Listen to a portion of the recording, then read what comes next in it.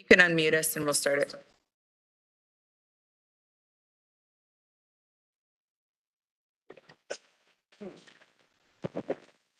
Good morning, everyone, and welcome to day one of the Board of Registered Nursing Board meeting.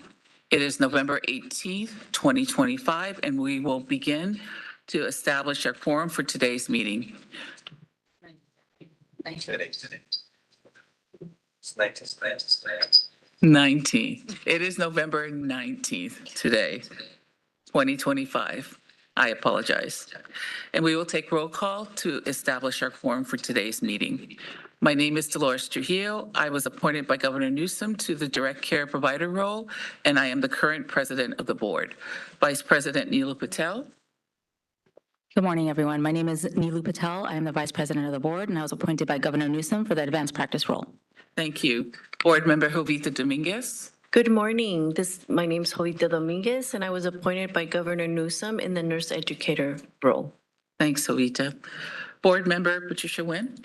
Good morning, everyone. Tricia Nguyen. I'm a public member appointed by Governor Newsom. Thank you, Tricia. Board Member Vicki Granowitz. Vicki Granowitz, present, public member appointed by, am I muted? No. Okay. Appointed by the president of the Senate. Thank you, Vicki. Board Member David Lawler. Good morning, David Lawler, present. I was appointed by Governor Newsom in a public member role. Thanks, David. Board Member Allison Cormack. Good morning. My name is Allison Cormack. I serve in a public member role, and I was appointed by the Speaker of the Assembly. Thank you. And our new board member, Katie Nair. Good morning. Katie Nair, appointed by Governor Newsom as a nursing administrator. Thank you. Our quorum has been established today. We will start to move on in the agenda. Do you want to announce resume? Sorry again. Our executive officer, Loretta Melby. Thank you. I'm Loretta Melby, or Lori. I'm the board's executive officer appointed by the board. Thank you. And our board counsel, Reza Pezhihesh. Good morning, Reza Pezhihesh, BRN Legal Counsel. Thank you, everyone, and thank you for your patience. BRN moderator, will you please take us to the next agenda item? This is the general instructions for the format of a teleconference call. Good morning. This is the BRN moderator. I will be moderating the meeting. To facilitate public comment, we will be utilizing the WebEx question and answer feature. When the committee, now known as Slido. When the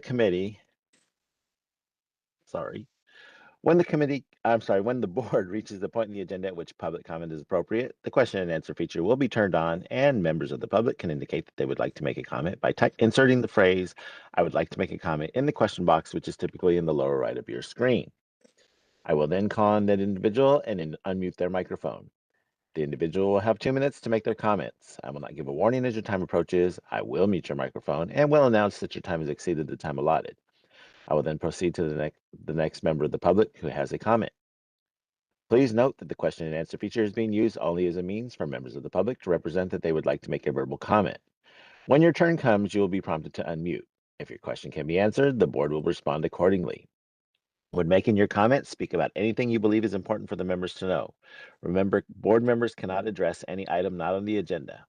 Items not on the agenda at that moment, items that you would like to add to a future meeting, or items that will be discussed later on the agenda will be discussed at their correct times during the meeting. I will provide a brief reminder of this approach at the start of each public comment item. Finally, when board members or BRN staff are not speaking, I would like to remind them to mute their microphone. If I detect background noise during the meeting as a result of unmuted microphones, I will mute your microphone automatically. And we will also query our physical in-person location at BRN HQ. Thank you.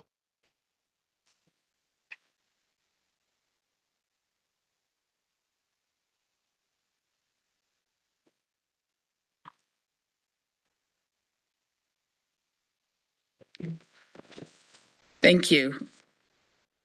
We'll move on to public comment at item 3.0. BRN moderator, can you open us up for public comment, please? We will be opening for public comment now. Please refer to the screen share for members of the public to see how they should type in their request for comment. I've activated the question and answer feature. Members of the public can indicate that they would like to make a comment by typing into the question box, "I would like to make a comment." Please remember, you will have 2 minutes to make your comments. I will not give a reminder as your time approaches. I do not want to interrupt you nor cause you to lose your train of thought. I will mute your microphone and inform you that your time has expired, and we'll move on to the next member of the public. I'll pause for a moment for members of the public to type in, "I would like to make a comment."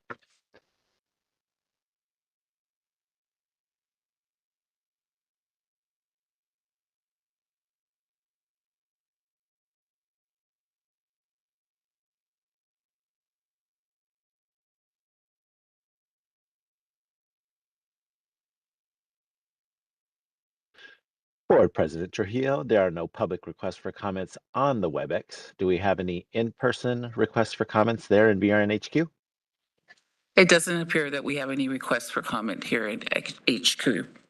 Thank you. Would you like me to close this window? Yes, please. Thank you. Moving on to item 4.0, this is review and possible action. This is approval of prior meeting minutes for August 20th, 21st. BRN board members, do you have any questions?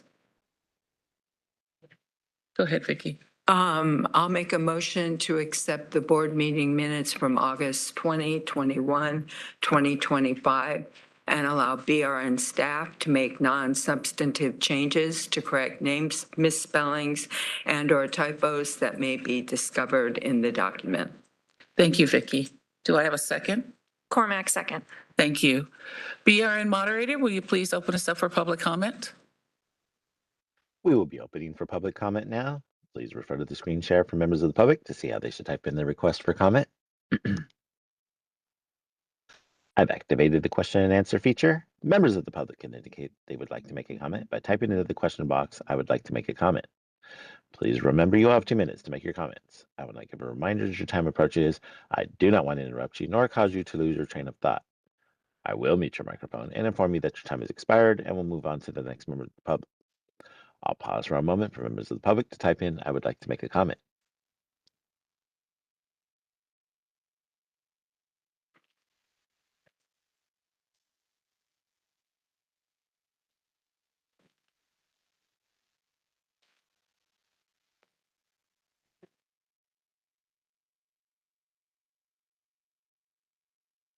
Board President Trujillo, there are no public requests for comments on the WebEx. Do we have any in-person requests for comments in BRNHQ?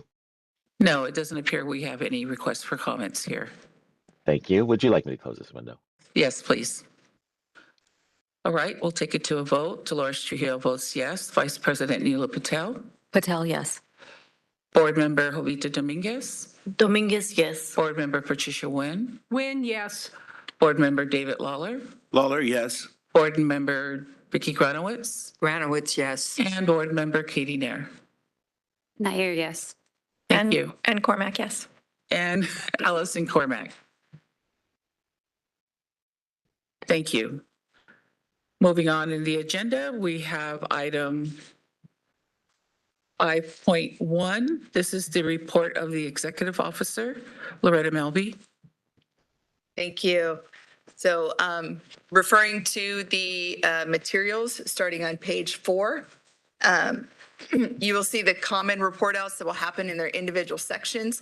And then I will go ahead and provide some additional updates for some of the activities that I have been involved in. But I do want to cover that our vacancy information, I did get a report from, from my board ops.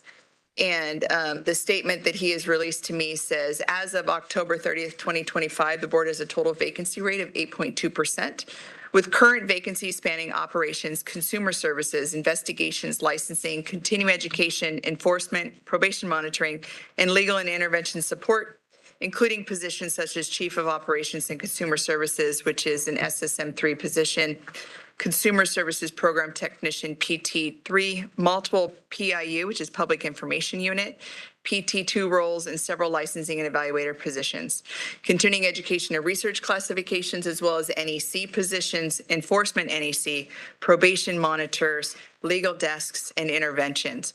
So even though our vacancy rate is low, it does affect and span the entirety of our board. Recruitment efforts vary by position. We have several Public Information Unit, PT2s, and NECs. Those are open and remain ongoing. Those are difficult to recruit for and retain.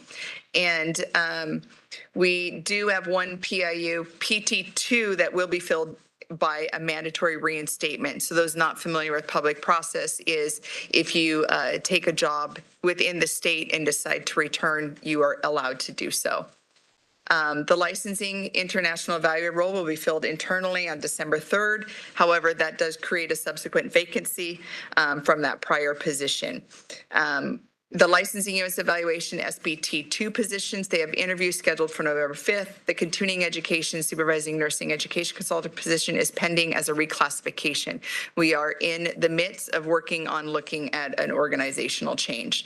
The legal desk SSA has newly released applications and expect to be filled within 2 months. And the intervention SSA is scheduled for an appointment on November 17th. So constantly in flux and always recruiting and working through that process. And then additionally, I will share the social media update that we get from our public information officer. So the current stats for Beyond social media as of today, Facebook, we have over 10,000 followers. Instagram, we're right around 1,400. LinkedIn, we're about 3,300. And X, which was formerly Twitter, is our lowest following at 323 followers. And then now to move into my report of who I've been working on. The most work the last 3 months has truly just been focused on sunset preparation and in intervention evaluation committee education. I have attended all of the National Council of State Boards of Nursing education calls, executive officer calls, and the Advanced Practice Registered Nursing Knowledge Network calls. I've been working with DCA and our Office of Human Resources. They did hold a roundtable as well for all of our boards and bureaus, and I attended that. We do continue to meet with Premier, our vendor that is overseeing our intervention program. But we're also meeting amongst the other 8 Healing Art boards at DCA as well, so that we're coming together and trying to make it as similar as possible. We are participating in a med board mapping, and I'm in on those as well. Because the numbers in our investigations continue to rise, we're looking at all types of efficiencies that we might be able to gain, and that includes reaching out to other Healing Art boards and seeing if there's anything additional that we can do. I've been meeting with a few lobbyists as well as with DCA and the lobbyists, really just requesting a better understanding of the nursing program growth that we work on. I'm sure that's in preparation for our sunset. So just kind of proactively getting out there and providing some reach outs and working through that process. I also met with the California Association of Nurse Practitioners regarding licensing, furnishing, and Schedule II requirements. I believe we did come to a better understanding on that one, and that seemed to work out really well. We are potentially partnering with HCI for the implementation of AB 1577. We do have a clinical facilities dashboard here that collects a lot of the information that they were asked to do, and we'd release an annual report that happens to be released the month before their annual report is needed. So we may be able to partner with that and work through that. So beginning meetings have happened with that. I do provide ongoing support to the NECs when they need to meet with their schools, and if there's any additional concerns, or if we're just working, try to help out new items that come in front of us that we have not discussed before. DCA is planning a joint forum for December 17th. We do have a button on our homepage on prescribing and opioids, and I'm working with the planning on that. I did meet with the UC system around the licensing questions and various concerns that they had for strike planning. I also met with California Hospital Association and representatives of Hospital Council for Northern and Central California meeting to discuss rural nursing pipeline, rural academic programs, and how we can increase our presence there. And then I did listen to all of the RHTP, which is the Rural Healthcare Transformation Program, CMS sessions that were held by HCI. BVNPT did an interested parties meeting. I attended that. And then we had the board member orientation training, directors quarterly, attended that. And then I did travel, not much, but did travel to San Diego to attend the COADN and the CACN, which are both of our nursing academic conferences in San Diego with the other nursing education consultants and our chief of licensing. Any questions on the EO report? No. Yes, Tricia. Sorry. Thank you very much, Laura. I'm always so impressed by the number of meetings you have while running this board, so thank you very much. I had just one question about, our new intervention administrator, and I know we'll get to more kind of specific issues when we get to it on the agenda, but I am kind of curious whether the other healing arts boards that you have been meeting with, have similar experiences that we have, and if I know we drive a lot of that population in the intervention program, but I was just kind of curious how those conversations have gone. So there are similarities, but there are always vast differences as well. We have the largest number of participants in the program. Some of our healing art boards are part of this and are also contracted through that same contract with the vendor, but have no participants or one or two participants. So we do have the majority of the participants just because of our licensing numbers, not because nurses are worse. If you look at it percentage wise, we still have a very low percentage. But it's just our licensing numbers are greater than 500,000, and that's a vast difference in the rest of the other healing art boards that we have. The other thing is we have differences in how the boards are set up. And so we have non-deck boards and we have deck boards. And so what that means is that we have committees that work and make recommendations. Others may not have committees that work and make recommendations. So that relies heavier onto the vendor than it does getting the experts and everybody involved in that. We are overall very pleased with Premier. They've come on, I truly believe they may not have understand fully what they were getting into, but they're doing it. They're putting all the resources in, they're getting everything established. It's just a process that they're not familiar with. Anytime you go from a private entity trying to kind of matriculate over into a state entity, it's completely different, especially when you have to understand regulations, statutes, what various contract requirements are. It's a very difficult process. So we are working now more closely with DCA, trying to get them to come in and work with us to kind of do more of a collaborative effort instead of just individual boards and bureaus just kind of saying, well, we need this, we need this. And so we're trying to really streamline that now. Mm-hmm. Any other questions or comments from board members? No? BRA moderator, can you please open us up for public comment? We will be opening for public comment now. Please refer to the screen share for members of the public to see how they should type in their request for comment.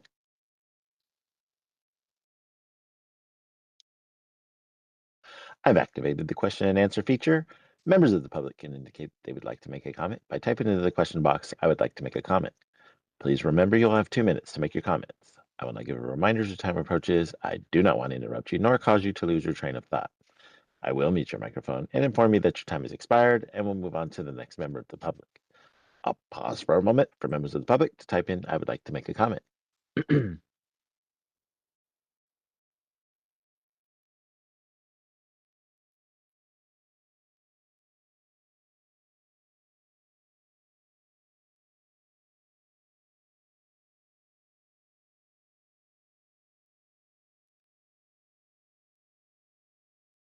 Board President Trujillo, there are no public requests for comments on the WebEx. Do we have any public requests for comments there in BRN HQ?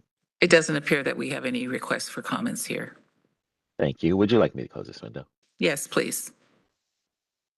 Thank you. This was information only, so we will move on to the next agenda item. This is item 5.2. This is the 2022 to 2025 strategic plan and goal progression. Lori? I will take this over as well. Thank you. So this is the last time we're going to report out on this strategic plan as we transition to the next strategic plan for next year. So you will see that there was not as many updates. And so I will go through those with you quickly, starting on page, just going to scroll there real quick. Sorry. Page 14, you'll see the first time that we make the highlight with the word evolving. That was a collaborative effort, a lot of discussion on how we wanted to end this without saying not met. Because it's not that it wasn't met, it's that we were a very new team when we developed this first strategic plan with this executive leadership. And what we knew then is not what we know now. And so we made these goals with the best intention, thinking that we completely understood what was going on with the process. And as everybody understands that you're constantly learning and evolving, and that's how that term came to fruition there. So it's not that we're not continuing to work on this. We've moved it to the current goal progression, but you won't see it in the same manner. But the same issues that were identified are being addressed. So this one here, the significant reduction of repeat callers, that's always something that we want to do. The issue is when we made this, we didn't have a baseline number. So to be able to even quantify it, to say, yes, we've done this, is something we were not able to do. We've transitioned to a couple different phone systems. We're looking at even a new transition right now. And so depending on the way that is set up really will depend on how our numbers are monitored.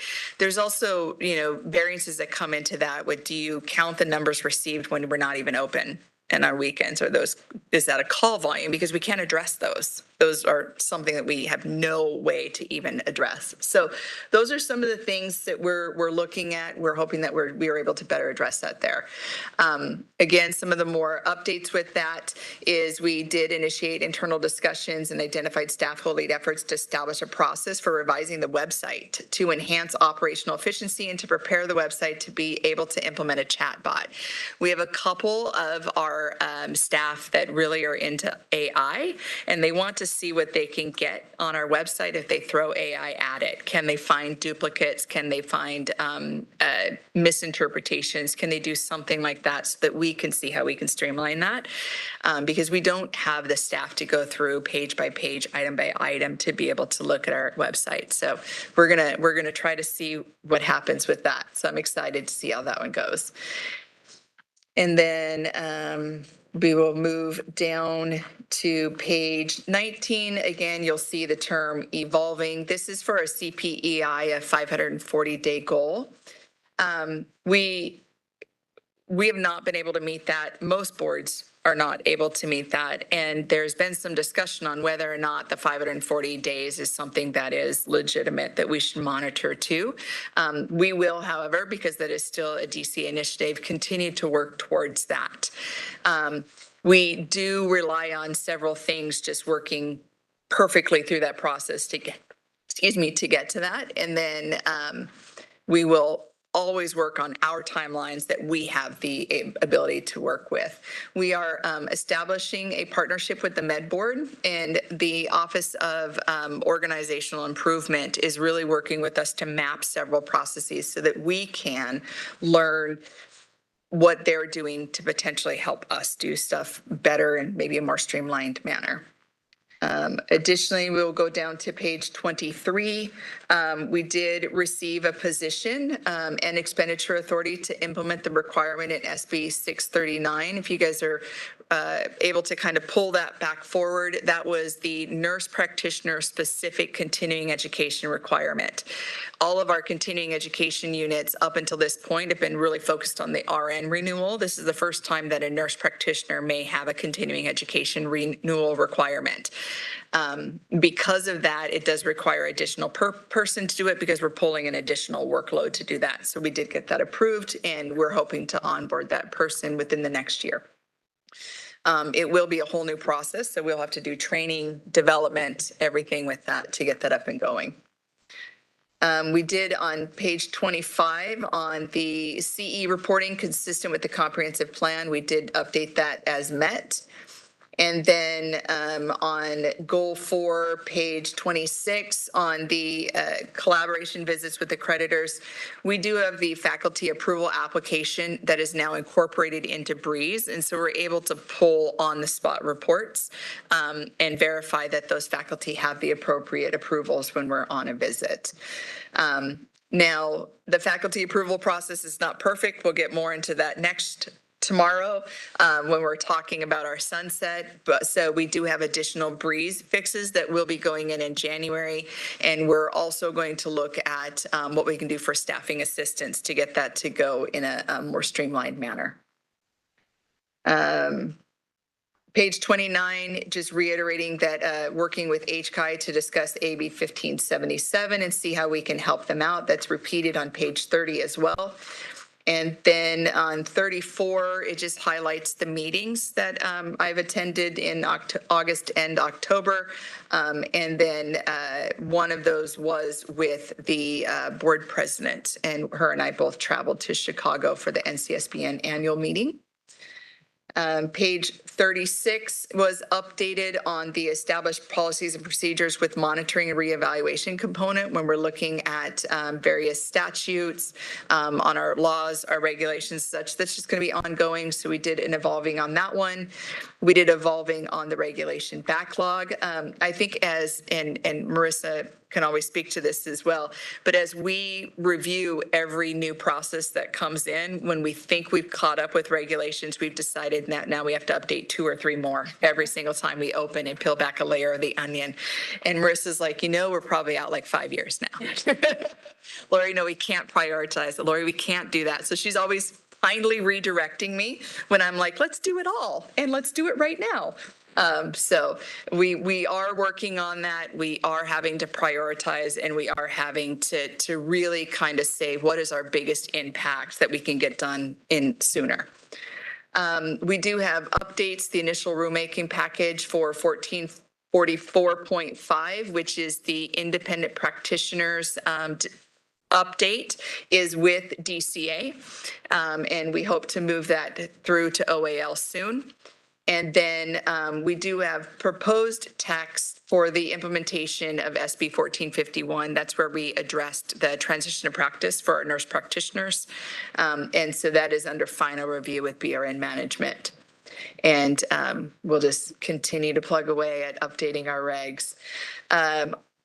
On the top of page 40, we kind of already covered that. That's where we have our team of 2 eager BRN staff that want to work with AI on our website. And then page 43, it just covers the updated presentations that we provided to our board. Any questions on the strategic plan from the last few years? Go ahead, Tricia. Well, I don't really have a question. Number one, I wanted to say kudos for the evolving, because we're always looking for opportunities to get better. And I thought that was great, because those are the kinds of goals that we're going to carry over to every single strategic plan, unless we think we're perfect. And of course, we're never going to be perfect. But I just really think that this is such a comprehensive, I'm going to miss it because we've visited it every single board meeting since I was appointed. And really congratulate the staff for all the hard work on meeting these goals. And of course, looking forward to next strategic planning. So you won't be missing it too much, because as of last night, I believe I received an email from our Assistant Executive Officer, Yvonne, saying, here's the goal progression for next year's. So we will be immediately rolling over and starting on that one. So it'll be familiar. Board Member Allison Cormack. Thank you, Board President Trujillo. So I'll echo everything that Board Member Nguyen said, but what I want to add is that the report itself has gotten more useful in the past 2 years. And I know that's been an effort, but I think now, it's at the point where we can really see what happened in the past quarter. And you guys have a great way to document everything you've accomplished in the past couple of years. So thanks for taking the time each quarter to make this report more usable and helpful. Thank you. Any other questions or comments from board members? No? BRN moderator, can you please open this up for public comment? We will be opening for public comment now. Please refer to the screen share for members of the public to see how they should type in their request for comment. Took me forever to get them. I've activated the question and answer feature. Members of the public can indicate they would like to make a comment by typing into the question box, "I would like to make a comment." Please remember you'll have 2 minutes to make your comments. I will not give a reminder as your time approaches. I do not want to interrupt you nor cause you to lose your train of thought. I will mute your microphone and inform you that your time has expired, and we'll move on to the next member of the public. I'll pause for a moment for members of the public to type in, "I would like to make a comment."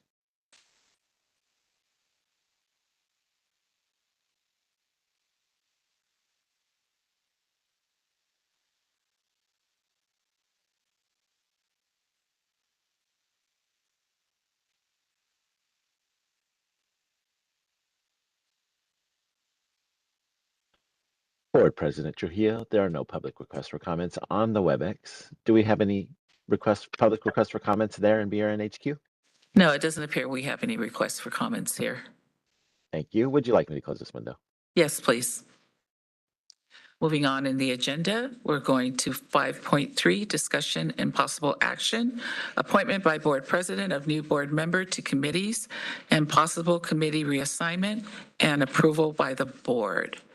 So I'll open this up and then hand it over to you, Dolores. So as most people are aware today, we do have a new board member, Katie Nair, and we would hate to have her kind of not serve on a committee, so we have to give her more work. So at this point, we did meet within the admin committee and had some discussions. And so at this point, we will be appointing you to a committee, and I'll turn this over to board president to do that. Thank you, Lori. So we would like you to serve on the enforcement committee. I accept. Okay, thank you. Well, yeah, we'll need a motion after that. Okay, I can make a motion. Neil Patel? Sure, I can make a motion to have board member Katie Nair as the enforcement committee member. Thank you. I'll This is- second it. Thank you. BRN moderator, can you please open this up for public comment? We will be opening for public comment now. Please refer to the screen share for members of the public to see how they should type in their request for a comment. It's okay.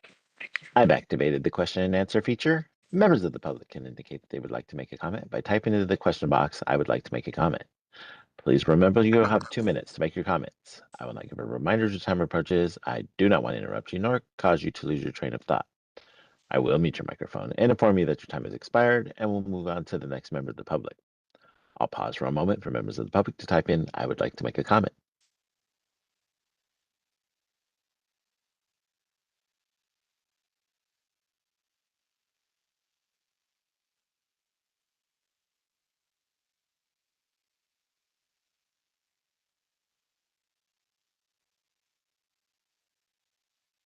Board President Trujillo, there are no public requests for comments on the WebEx.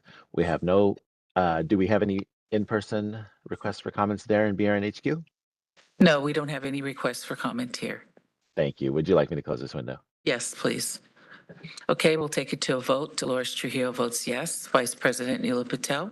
Patel, yes. Board Member Jovita Dominguez. Dominguez, yes. Board Member Patricia Nguyen. Win, yes. Board Member David Lawler. Lawler, yes.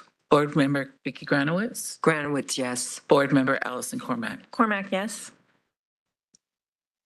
And Board Member Katie Nair. By all votes, yes. Before we move on to the next agenda Thank item, board moderator, can you elevate Luke for the next agenda item, please?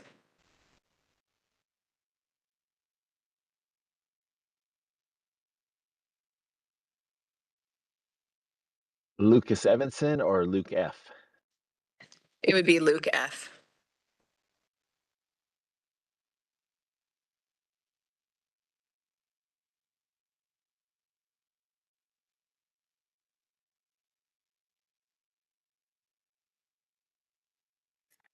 Good morning. Can you all hear me?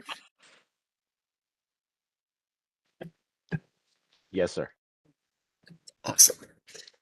Oh, good morning. Luke, sorry, this is Lori. Does Suzanne need to be elevated too, or are you taking this? Yeah, Suzanne is also in the meeting, so if she could be elevated, that would be great. Board moderator, can you elevate Suzanne Balkas as well? And then Luke, before you start, we'll let the board president open up the agenda item. So this is Agenda 5.4. This is information only. This is a presentation by DCA Budget Office on registered nursing fund condition.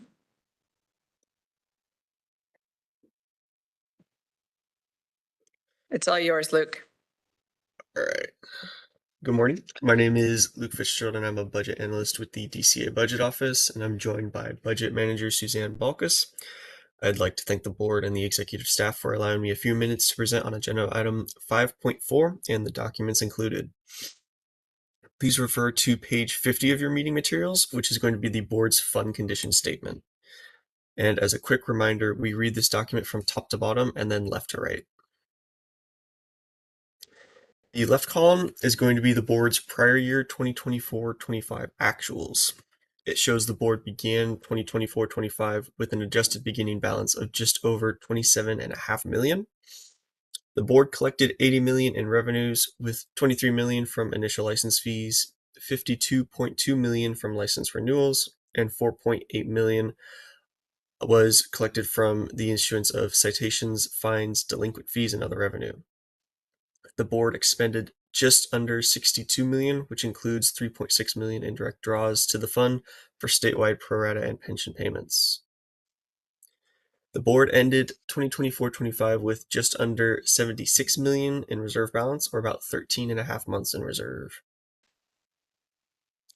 For current year, the board projects revenues of just under 79 million, with 23.5 million projected from initial license fees, 52 million from renewal fees, and 3.5 million from the issuance of citations, fines, delinquent fees, and other revenue.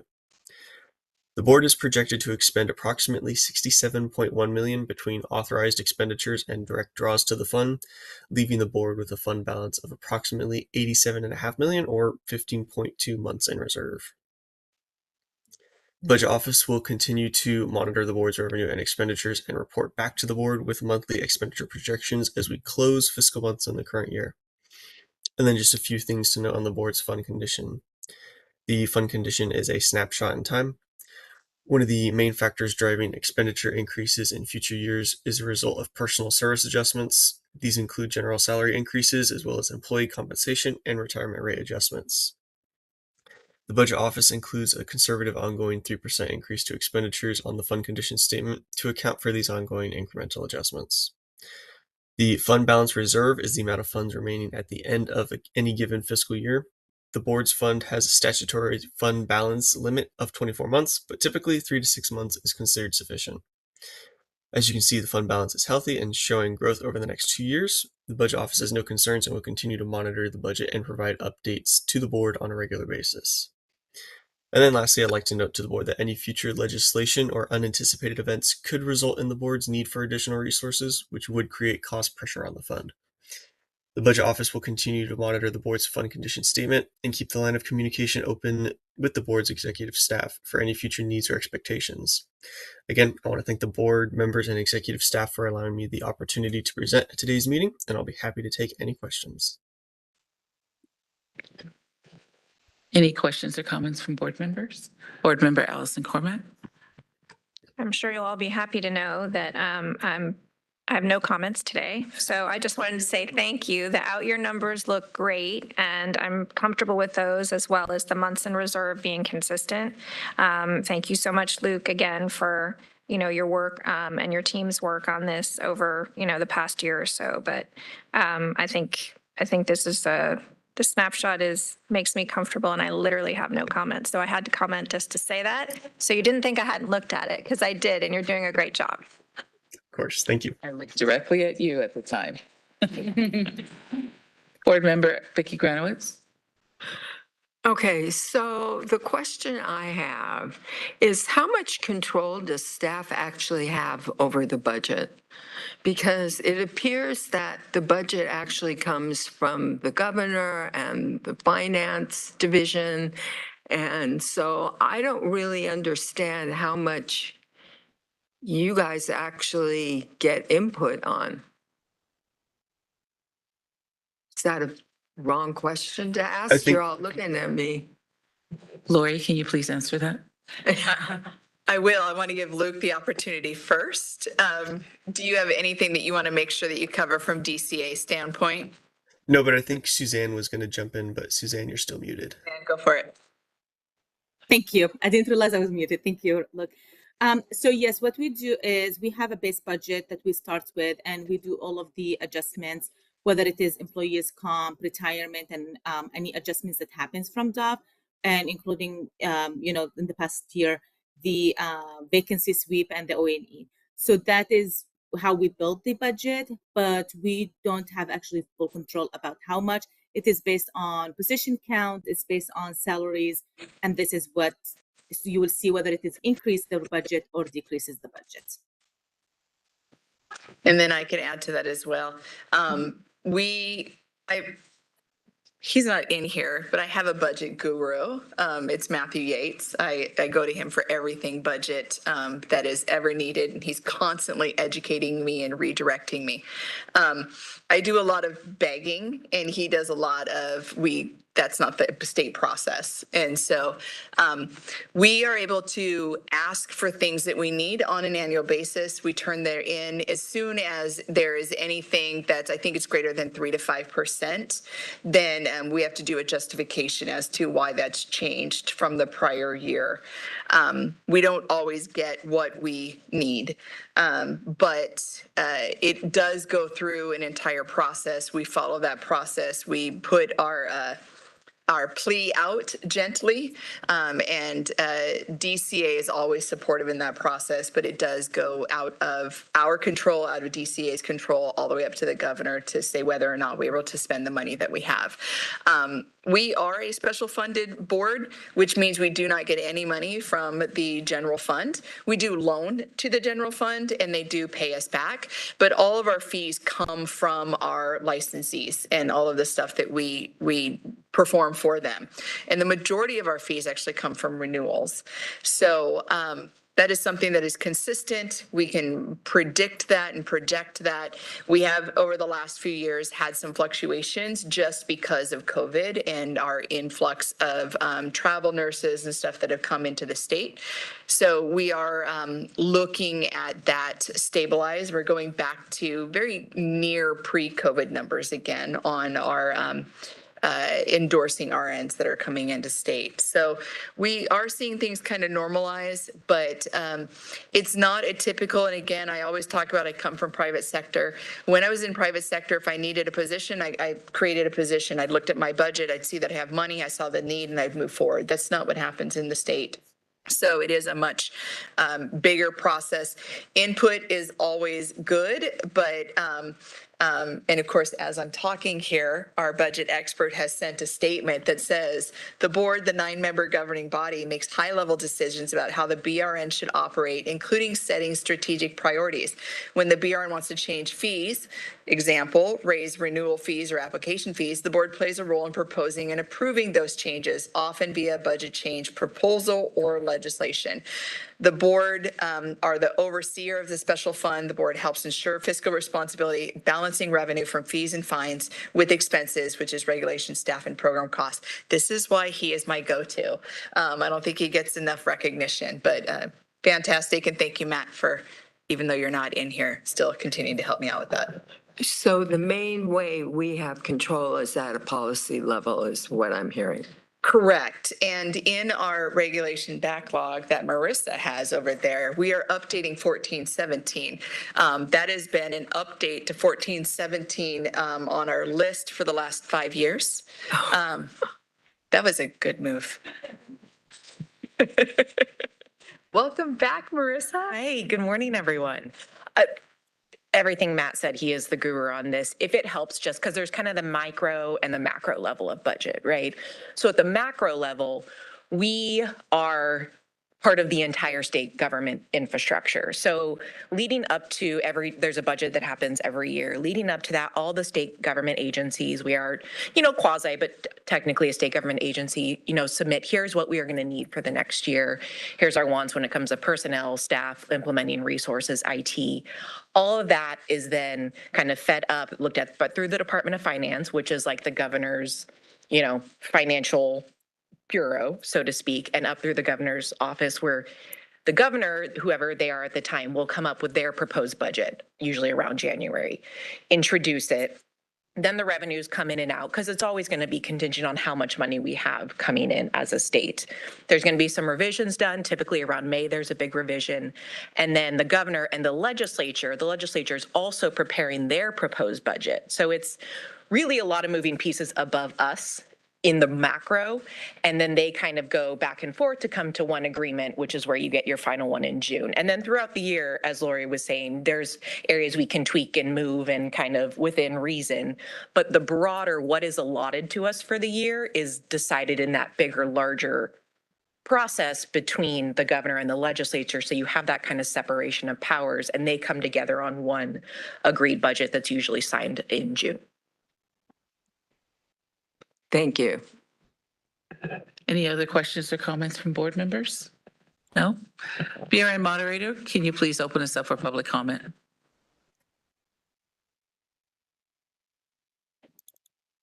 We will be opening for public comment now. Please refer to the screen share for members of the public to see how they should type in their request for comment.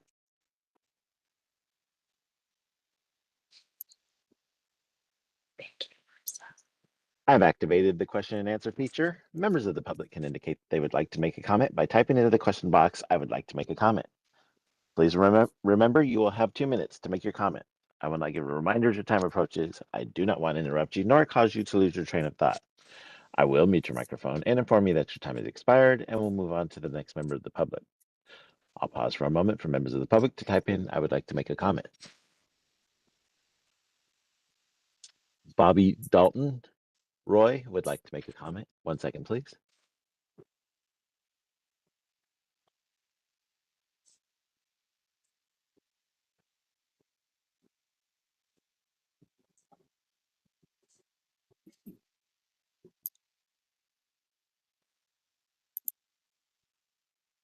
Mr. Roy, if you're on your computer, there's a small window that possibly hides behind everything else that you will have to hit the unmute me. And if you're on your phone, I believe the instructions, there you are. I see you. Go ahead.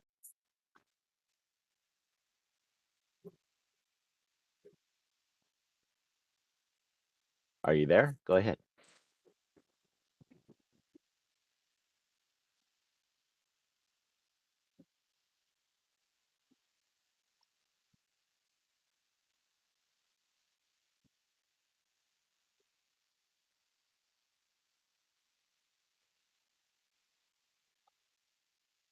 You're unmuted. Are you speaking? We aren't hearing anything.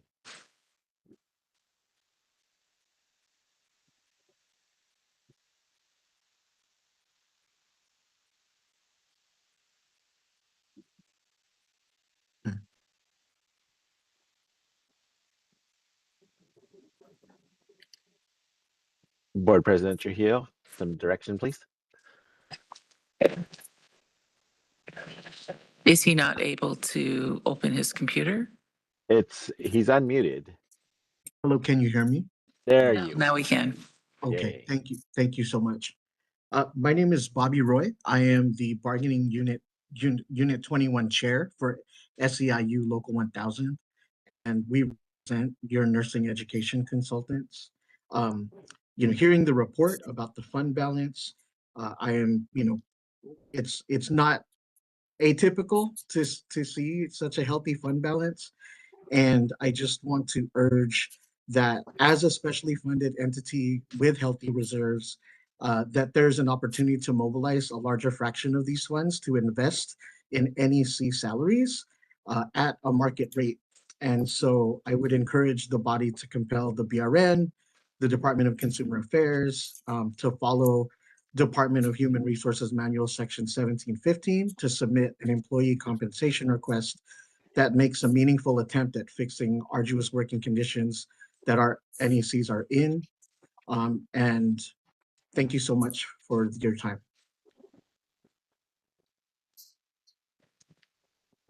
So just real quick, Bobby, thank you for working with our NECs and this process. It is a line item in our sunset bill to keep attention on this. We are always aware of this and in supportive of trying to get our NECs salaries increased. It is a shared position with BVNPT as well as with us. And so we do not have sole ownership of that. And I know that the NECs are working diligently within their unions as well as considering changing union representation to move to a more nursing specific union, as that might be something that is helpful. I know that they're exploring all this, and I just thank you for continuing to work with them.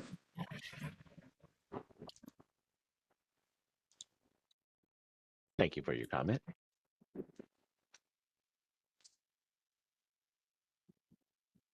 Board President Trujillo, there are no other public requests for comments on the WebEx. Do we have any requests for comments there in BRNHQ? No, it doesn't appear we have any requests for comments here. Thank you. Would you like me to close this window? Yes, please. Again, this was information only. Moving on in the agenda to 5.5. This is information only, presentation on the approval process of out-of-state nurse practitioner programs, the role of the board, and the effect of these approvals on in-state nurse practitioner programs. Thank you. So we couldn't get through one board meeting without at least one presentation, so we had to do this. So at our last Education Licensing Committee meeting, the committee members were reviewing the request for out-of-state nurse practitioner programs to be approved to provide clinicals here in California. With that, there was more information that was needed, and it was felt that it'd be best to be presented to the full board. So at this point, I'll kind of go through that process, open it up to any questions. I know that Reza was reviewing the regulation as well to be able to provide some additional guidance if that was something that we needed on whether or not we can limit the enrollment numbers for the programs that are requesting. So 1486 was updated in 2018 and then in effect 2019. We did our very first out-of-state approval in August of 2020. They're considered out-of-state approvals just because their location is, there's no brick and mortar location here in California. What we've been working on as a board bringing into approval are all of our out-of-state programs that have historically provided clinicals to our nurse practitioner students in California. And so there haven't been a lot of new programs seeking approval. We're really just still in our discovery process of finding how many out-of-state programs have been offering clinicals to our nurses in California. And I want to be very clear on how I'm stating that. The nurses that are doing nurse practitioner clinicals in California are our current RN licensees. It's not like an RN that's licensed in Kentucky is like, hey, I want to do nurse practitioner in California. I'm going to travel to California to do that to get a different experience. That's not what's occurring. These are California residents with California license attending out-of-state nurse practitioner programs while working in California.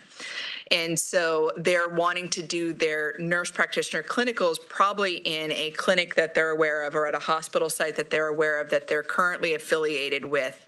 That is the majority of that. There are outliers, obviously, but some of the things that we need to take into consideration that have really been made clear through this process is we have half as many in-state nurse practitioner programs as out-of-state nurse practitioner programs. So we have greater than 60 out-of-state nurse practitioner programs approved to do clinicals in our state, and we're around the 30 mark of in-state nurse practitioner programs offering clinicals here. When you listen to our in-state nursing programs, they are struggling, saying we're not able to find clinical placements. So very similar effect that is now being seen as our pre-licensure programs have encountered. Additionally, it is a little bit different because these nurse practitioners are able to pay for clinical sites. And that's something that our pre-licensure programs cannot do. And so there are times where nurse practitioners, the schools, the students, et cetera, will pay for a clinical placement so that they can complete their education. Additionally, we have it specified in our regulations in 1484. So 1486 is the out-of-state regulation that says you have to comply with everything in 1484 so that there's consistency. In 1484, one of the requirements is that the school finds the preceptor placement. And that is, if we do a review of the school and we find out that the students are having to find their own placements, then that is an area of noncompliance. We do hear about that frequently, though, that the school made me find my nurse practitioner placement. I've seen it on social media where people, I taught nursing school for many years and familiar with about 3,000 nursing students that I had helped to progress through. And they go on for education, and it comes across my social media feeds. Does anybody know of a nurse practitioner that I can do my preceptor with in this location? And we have a physician. I'm looking for an OB rotation. Does anybody know? They're looking as well, and so it has definitely affected the student and our RNs. So it was wonderful that our board has taken note of that. There are on our website, and I'm going to see if I could screen share using our WebEx. I am logged in as well as being present here. So I just want to make sure that I can get this up and going and share it with you guys.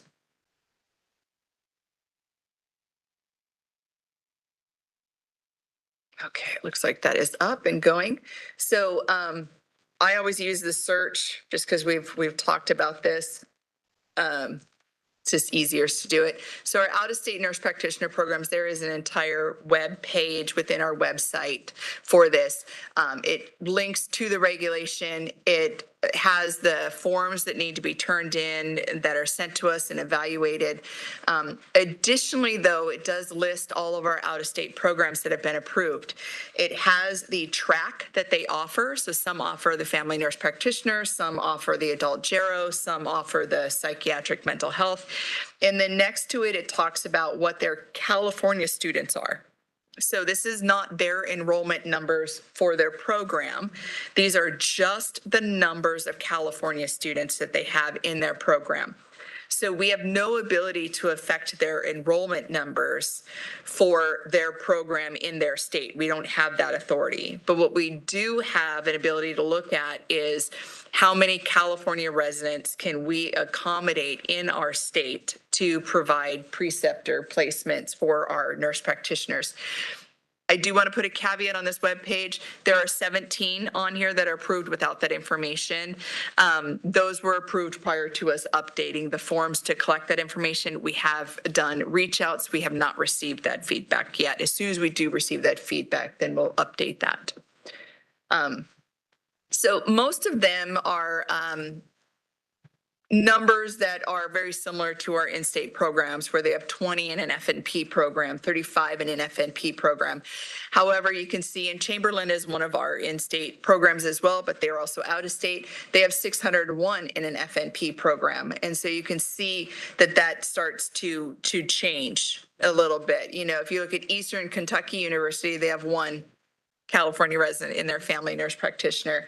And so it was great that our board members recognized this. Simmons University, located out of state, has 367 in the family nurse practitioner role, doing clinicals in our state. University of St. Augustine for Health Sciences has 400 in the FNP.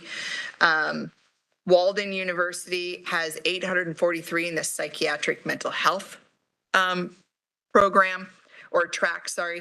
And so I point these out because we did have a request for a large number to be approved. It's not abnormal. It's not a one-off though either. So as I am losing my words, I'm so sorry. let me just breathe for a minute. Sorry about that. So it's not necessarily a one-off, but it's not common. So let me fix that. Thank you. So most of these you can see have a lower number, but we do have a couple that are higher numbers. So we need to start considering that, especially when we're hearing feedback from our programs, our in-state programs saying we're not able to accommodate this. But one of the biggest issues that I want to caution us is to always have in the back of our mind is these are where we get our providers from. Our schools in state only are around 30, our out of state are greater than 60. So if we were, as a board, to consider limiting that, we may directly affect the pipeline of providers coming in and staying, not coming in, but they're already here located, they're California residents going on to provide care for California. And then we also know that when we're looking at our rural health, that it is our APRNs that go out and assist in those areas when there are physician shortages. And that's the person that really kind of takes the lead on that. So I understand the board's desire to take a look at this process. It is something that our NECs manage on strictly just a regulatory and statutory basis. Do they meet our requirements? Are they complacent? Not compliant, sorry. And then they bring them to you guys for final approval. So I don't know that we have a good step forward here. I think we're still in the process of getting a comprehensive list of everybody that was doing clinicals here. I think that we have a good process set up right now for the review. It is not a pre-licensure nursing program. I know that we do oversee them. I know that we do manage enrollment, and I know that we have, as a board, come out very strong against an out-of-state school doing clinicals in our state. A lot of those reasons are because of the way that the programs are made up. We have no authority over there. The way that this regulation was written is they have to meet our standards in 1484 to be able to do clinicals here. So they are identical to our programs that are here in California, so that there's no public risk with not being trained the same or having the same preparation or a different scope of practice, et cetera. So I just want to open this up for conversation, make sure that I was able to answer some of the questions that came up in ELC. If there's any further direction that you guys want from me, or if we just want to continue with the process as is, continue to seek feedback and input, or if that's something that the ELC wants to take on and look at our numbers and try to manage that more appropriately. So I'll open it up to our board members for comments or questions. Board Member Patricia Nguyen. Thank you very much. So are most of these out-of-state schools online? They would, yeah, they're online. Okay. Yeah. And then are the California schools also online for this event? Okay. Well, I mean, I'm hearing this, for the first or second time. I think there's a lot to digest here. I would hope that whatever decisions we come to, we just make sure that we are not disadvantaging California schools and California advanced practice nurses or those that want to be. So I would hope that I'm glad we have this information. I hope we'll re-agendize it where we all have some time to think about it. But I do appreciate the presentation, and you've given me a lot to think about. Thank you. Our next committee meeting is scheduled for February. The list of nurse practitioner programs that are located out of state seeking approval were not approved at our last ELC and did not come forward as a recommendation for approval today. So they will be re-agendized for the ELC committee scheduled for February. I know that they're anticipating an approval, but one of the things that they do want to make sure that the students and the school is aware with this process is that we are not requiring them to halt clinical practice in our state. That will one day be where we live, where you will not do clinical practice in our state until you are approved. And I know that's what our regulation states in 1486, that you will get approval before you do clinicals in our state. The issue is we're still catching up from when this was initially implemented in August of 2020. And so we're still finding nurse practitioner programs that we have to bring into compliance that were already doing clinicals here. So if you were already doing clinicals here, please continue to do so. Do not think that this is halting you, and we will work to bring you into an approval status at our next meeting. Vice President Neil Patel. So Lori, and this is a question for Reza as well. Do we need to update our regs to look at this a little bit better and make sure that our regs are, we're in compliance with statute? We are in compliance with statute. Sure, of course. So we don't have to update regs to do that. We always have the ability to refine our regs to offer more clarity. And if there is a question about whether or not we have the ability to limit California residents doing clinicals in our state and not address their enrollment numbers, right, then that might be something we would want to consider to add to the language if that is something that is not evident, that we think that we would need to provide some clarification on. But other than that, I have notes from when this went through the OAL, Office of Administrative Law approval process and became effective. There was a BRN staff member that worked with that. They gave us some suggestions. And so when I was doing the research on creating this presentation and getting that information for you, there were some suggestions in there that they had on what we can do for future regulatory updates. So that has been shared with Marissa previously. Again, something that has been tabled because we have other more pressing regulatory packages that need to come through first, but always something that we are considering and will continue to work with an update to provide clarity. Any other questions or comments from board members? Board Member David Lawler. Just a comment, just my thoughts on your report. I think it would, personally, I think it would, could disadvantage our California nurses if they were limited to only the 30 programs available in state. I also appreciate and acknowledge that we have prior approval to these out-of-state academic institutions already. And the issue of clinical placement is an eternal conflict that is never going to end. So if there's a way to make it work, I think it's a great idea. Thank you, David.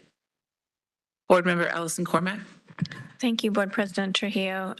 So I've found the page on our website where EO Melby was walking through the table. I guess, again, this is a newer area because for me personally, I think whenever we consider this next, if we do, it'd be helpful to know what the in-state programs are.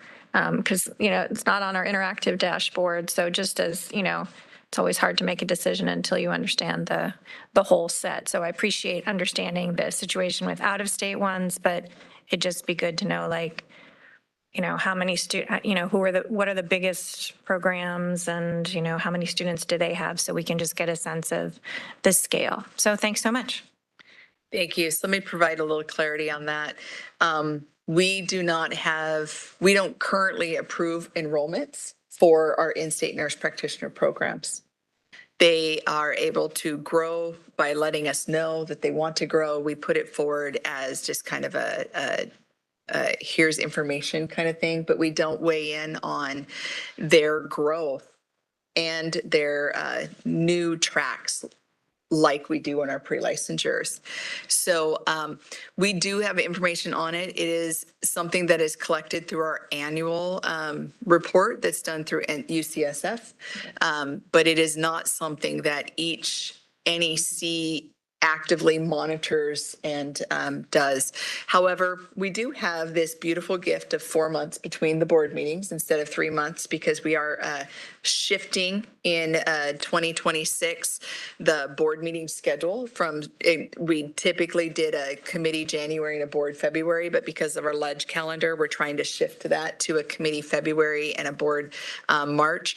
So we do have an ask through the Chief of Licensing, Macaulay Fusarians, to gather that information from our approved nurse practitioner programs. I will try to bring that information forward and we will populate that to our website. I know that one of our supervising NECs is currently on that. Thank you. Thank you, Lori. Board Member Vicki Granowitz. Thank you, Dolores. I just have some concerns about the programs that are entirely online, and I know that we can't really do anything about them because they're out of state and we don't review them. But my concern is down the road, we're going to be seeing a lot more mistakes when these folks get into clinical settings because they're not really, I mean, online learning is wonderful, but it has a lot of limitations. And so it just concerns me. I appreciate that. With the preceptor setup that we have in California, they have to align with 1484. The patient care is in person, so that is not something that is simulated. They cannot count simulated hours towards their minimum of 500 clinical hours that are required. It does have to be in person. It does have to be supervised. So that is their didactic can be completely online, as well as their skills practice could have an online component as well. One of the things that is great with APRN programs is they have overarching national bodies that create kind of a similar curriculum and a similar outline. Very different than our pre-licensure nursing programs. Our pre-licensure nursing programs from state to state have different requirements. Our pre-licensure programs in state have different curriculum. Nobody has the same standard curriculum. But within our APRN, at least there's the same guidelines on a national level. So preparation is better aligned for APRNs than they are for pre-licensure, but depending on how well the program is delivered, whether it's online, in person, the support systems, that will definitely affect the competence of the graduate. Particularly when you look at the fact that a lot of the clinical settings overall aren't necessarily the way it used to be when it was really hospital-based. And so I know they talk about nursing homes and community clinics, but it's not the same. So it's just a concern. I don't know there's anything anyone can do anything about, but I just think we're going to see some changes coming down the road in about 10 years. I think we've already seen that on our pre-licensure side. So our pre-licensure programs have historically been primarily clinicals in a hospital setting, and we're seeing that move more and more out into the community setting, into alternative sites, less hands-on clinical sites. So I think we're already seeing the effects of that. It'll be interesting to see if that rolls over into an APRN role as well. Yeah.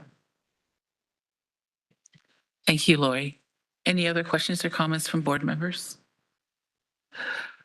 So Lori, maybe you can enlighten me. The clinicals for these students are different than the pre-licensure programs? Yes, they're all nurse practitioner provider based. Okay. So they typically are assigned with a nurse practitioner or a physician of some sort to help facilitate their learning. So what I did was I just added up the schools that have 3-digit enrollments. Comes out to 2,798 students. I'm concerned that some of that may impact our pre-licensure schools, or will it not? Should not affect our pre-licensure schools. The clinicals are completely different. So our pre-licensure students, they have no license, no degree. They're hot off the street. They're coming in, we don't know what their background is, but they're able to do nursing services once they've been deemed competent at the academic setting with the oversight of a licensed RN. And that oversight can be provided at through a preceptor-based process from an employee at a hospital or a clinical facility, or it can be the faculty member that is approved by us and goes out with that student. They are not a licensee, and they are only able to do clinicals based on the approval of the program and the license of the RN or the RN staff member that are assisting them, because again, they are not a licensee. Our nurse practitioners all here are licensed as an RN before they do anything. They are not allowed to enter a program. They are not allowed to do clinicals. So they have a baseline knowledge and a public protection, and that baseline experience where they're learning med-surg, OB-Ped, psych, mental health, and Jerry is already established and done. The nurse practitioner is more the provider side, not the direct patient care side.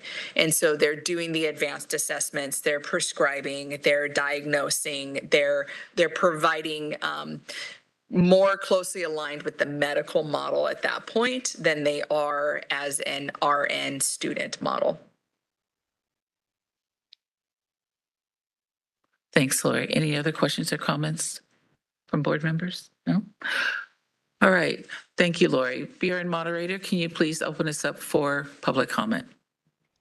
We will be opening for public comment now. Please refer to the screen share for members of the public to see how they should type in their request for comment. I've activated the question and answer feature. Members of the public can indicate they would like to make a comment by typing into the question box, "I would like to make a comment." Please remember you will have 2 minutes to make your comments. I will not give a reminder as your time approaches. I do not want to interrupt you nor cause you to lose your train of thought. I will mute your microphone and inform you that your time has expired, and we'll move on to the next member of the public. I'll pause for a moment for members of the public to type in, "I would like to make a comment."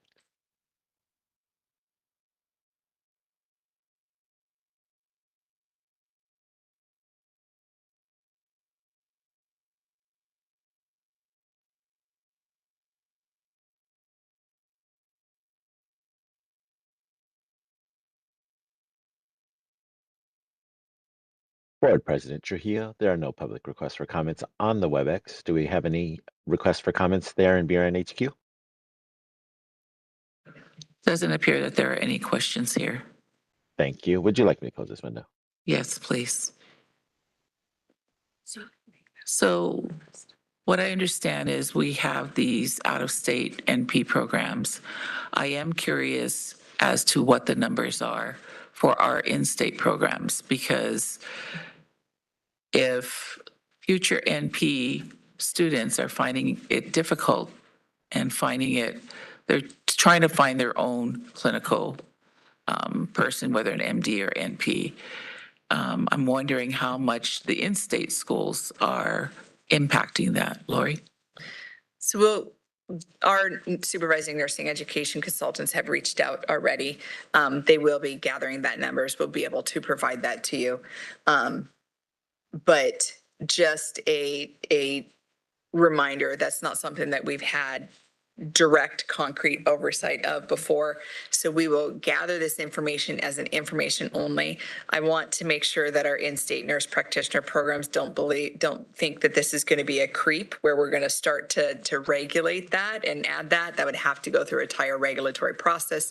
That is not something that's on my radar today. Please understand that and trust that. But we do want to get that information so that your in-state numbers will be able to help us, our board, make better decisions for our out-of-state programs. So that is the only reason why we're asking that information.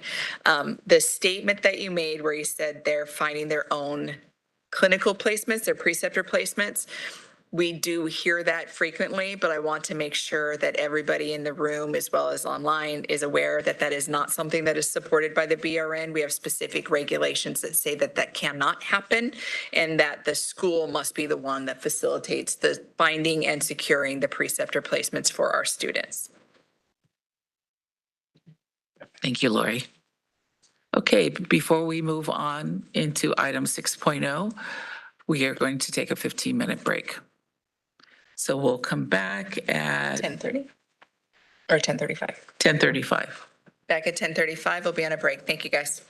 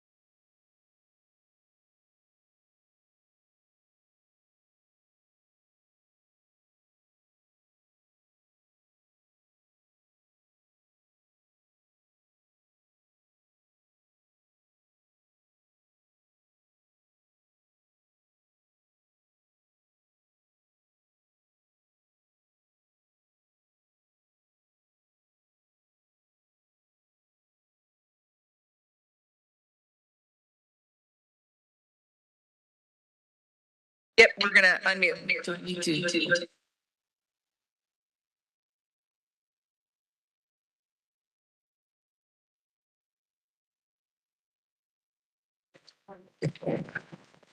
Thank you, everyone.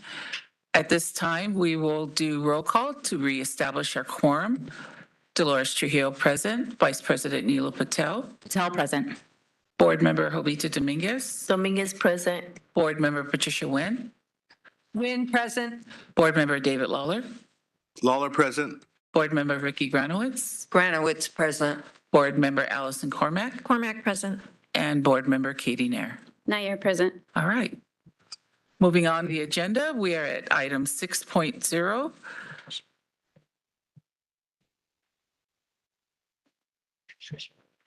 Tricia, is this you?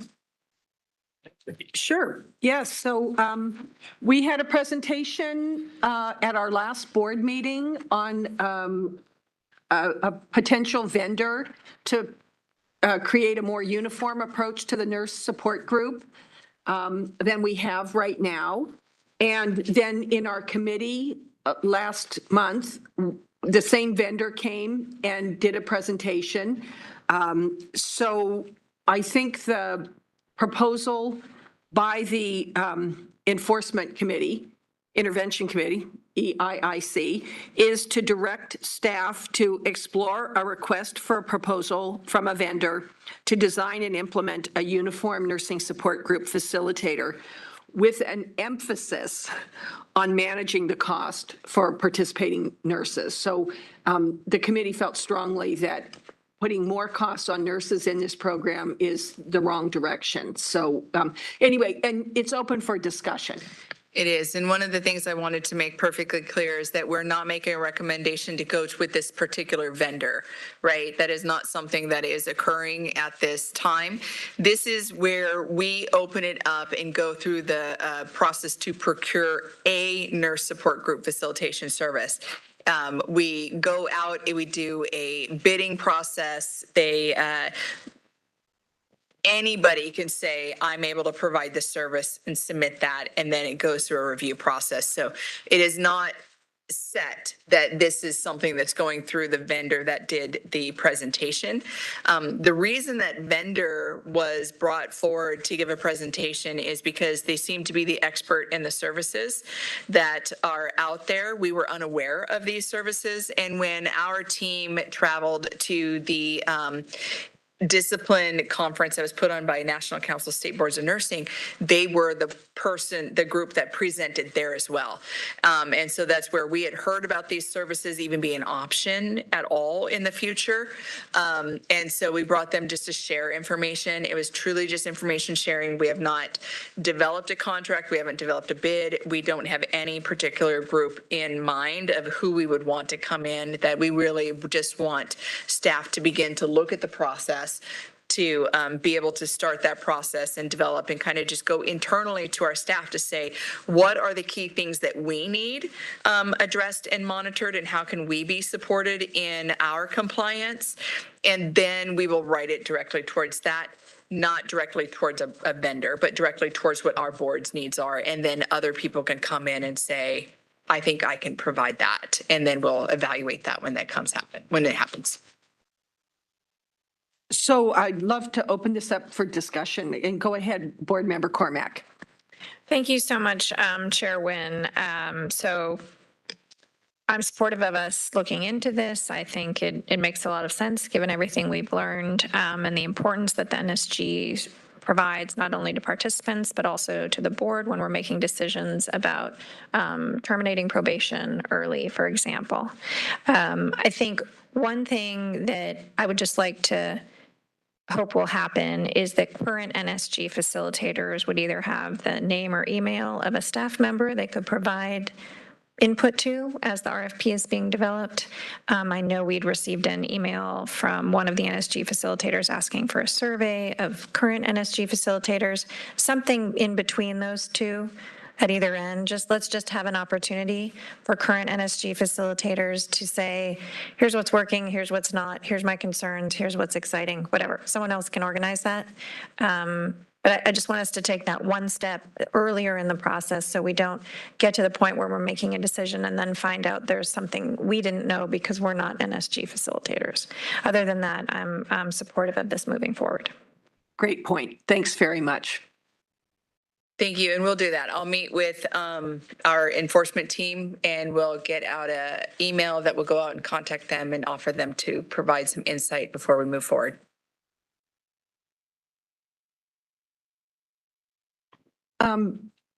E.O. Melby, do we need a motion at this point to direct staff, or can we direct you to direct staff, or where do we go from here?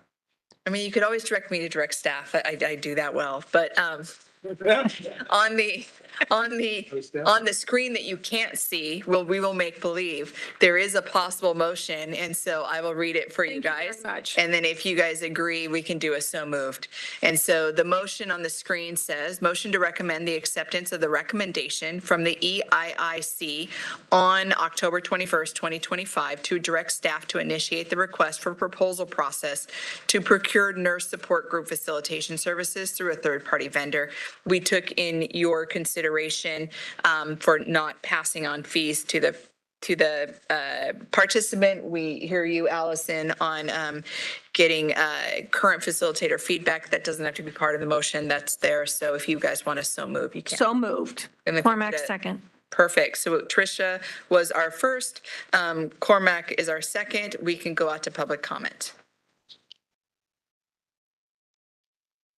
We will be opening for public comment now. Please refer to the screen share for members of the public to see how they should type in their request for comment. I've activated the question and answer feature. Members of the public can indicate they would like to make a comment by typing into the question box, "I would like to make a comment." Please remember you'll have 2 minutes to make your comments. I will not give a reminder as your time approaches. I do not want to interrupt you nor cause you to lose your train of thought. I will mute your microphone and inform you that your time has expired, and we'll move on to the next member of the public. I'll pause for a moment for members of the public to type in, "I would like to make a comment."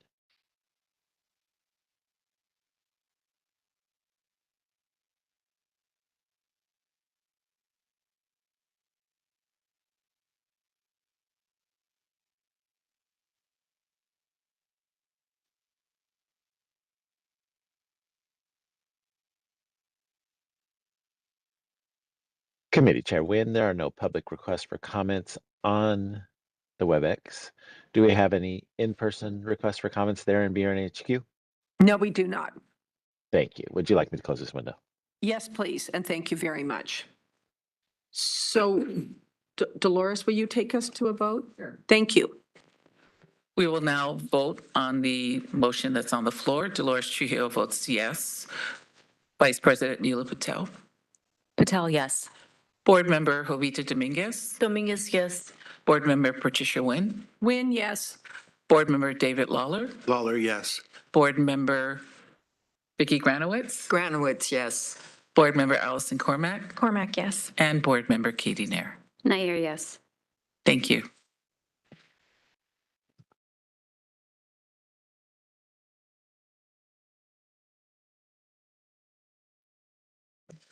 At this time, we're going to move on in the agenda to 7.0. And this is going to be presented by Neela Patel, our Vice President.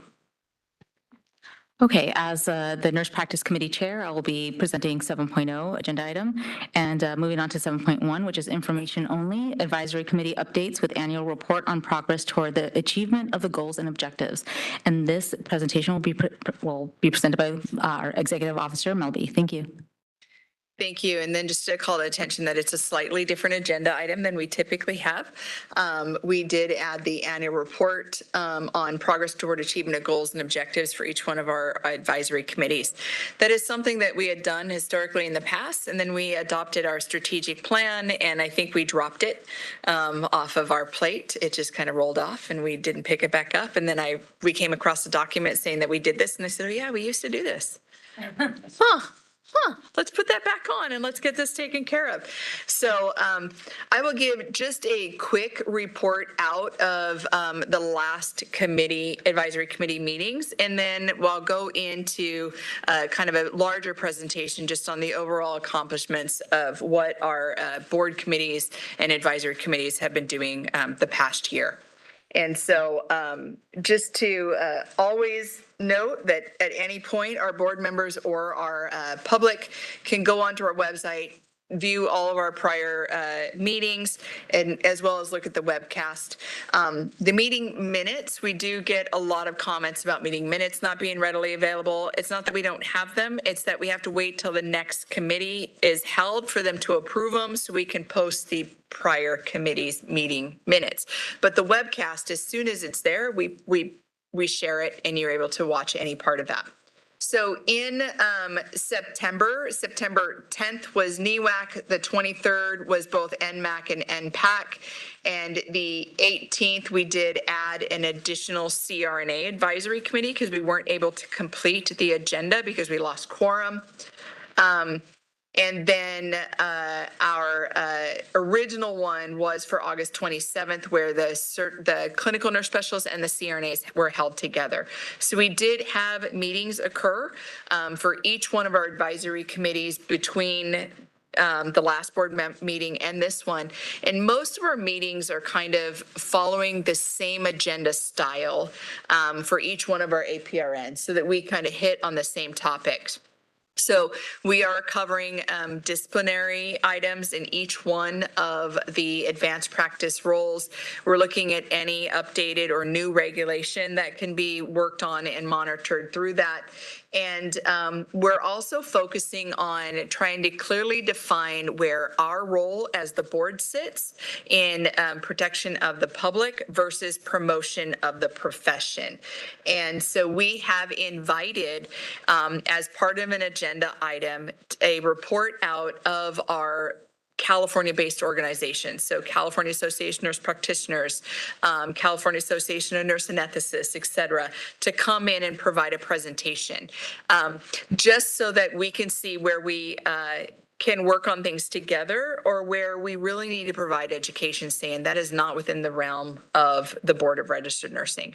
We commonly come across instances in our advanced practice advisory committees, because they do have a strong California-based association presence as well as a national association-based presence, where they're looking at promotion of the profession. We always like to support that, but that has to go through an organizational lens and then be brought forth in legislation. And then that is when we are able to come in and support that and implement that.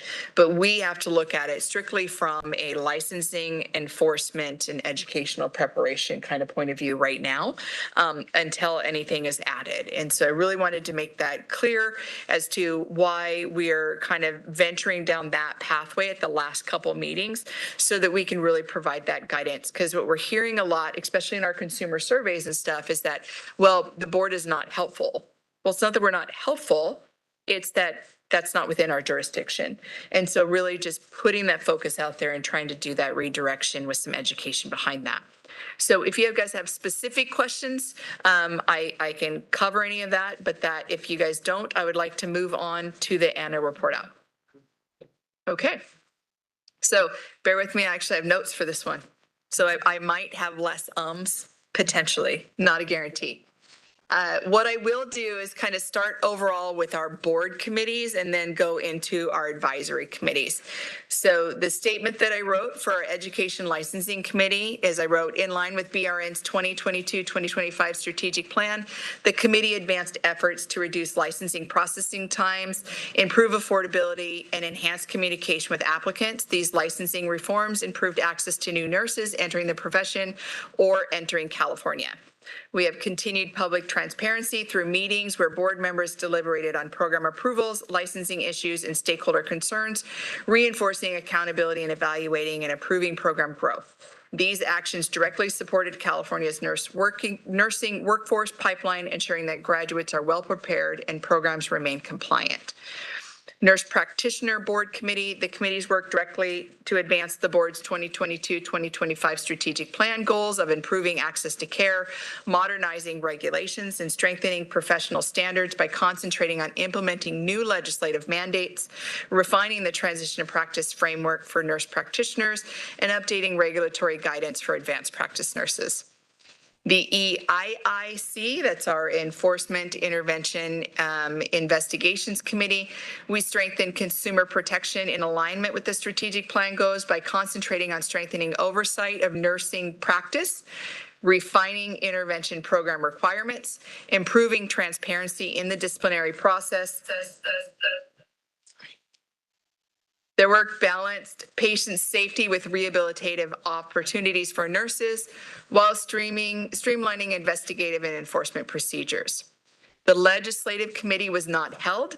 This may be restarted next calendar year. We will look at that when we're planning for next year. Now into the advisory committees. The Nurse Practitioner Advisory Committee, they played a pivotal role in shaping the implementation of new laws, both AB 890 and SB 1451, on refining transition to practice requirements, updating regulatory guidance for nurse practitioners, and considered disciplinary structures to balance expanding practice authority with accountability. That's our independent practitioner regulations that are currently moving through. Nurse Midwife Advisory Committee, they concentrated on updating licensure requirements, clarifying scope of practice, and aligning regulations with the new legislation such as SB 1375 and SB 667. Their work advanced independent authority for nurse midwives, improved public engagement, and is considering updating educational standards. One of their requests to look at was requiring national certification for licensure from an out-of-state perspective. The Clinical Nurse Specialist Advisory Committee, they advanced regulatory reforms, clarified licensure requirements, and strengthened public engagement. Their work focused on defining the role of the clinical nurse specialist, debating national certification standards, and aligning educational oversight with the board's strategic plan. They will continue to work on drafting regulatory language covering definitions, licensure, application processes, and education oversight for CNSs. One of the big things that was a target for them was letting employers know that you can't just give a nurse a clinical nurse specialist title, that is a license or a certification that has to be done and acquired, because there are many times where the nurse educator for the unit that they're working on all of a sudden morphs into a clinical nurse specialist without any license and any education or training. So that was a big one for them. And then the CRNA Advisory Committee, they supported legislative reforms and strengthened professional standards for CRNAs. Their work centered on codifying independent practice authority, refining licensure oversight, and engaging stakeholders to ensure safe, accessible anesthesia care across the state. They're continuing to work on advancing regulatory clarity, and that will continue to go into 2026.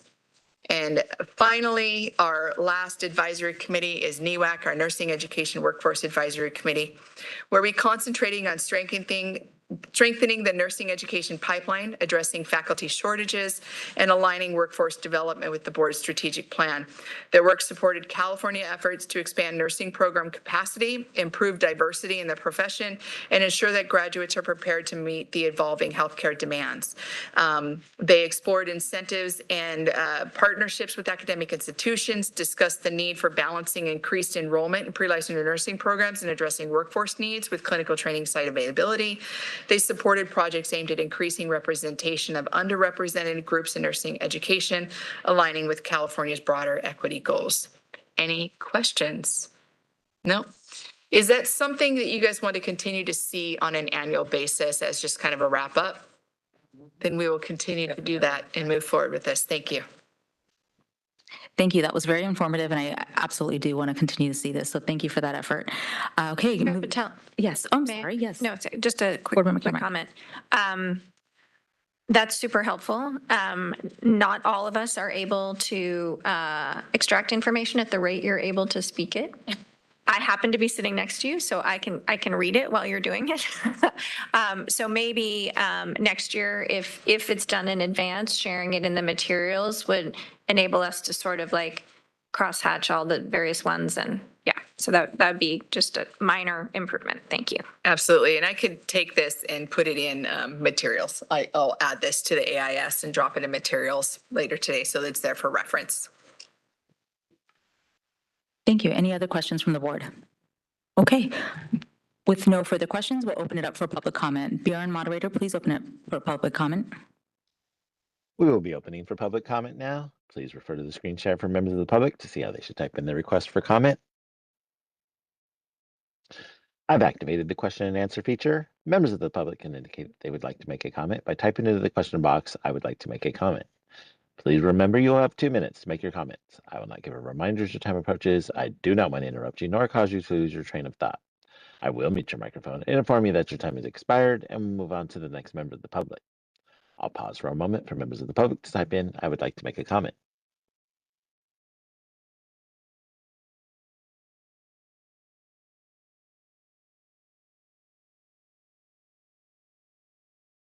Laura Starr would like to make a comment. 1 second, please.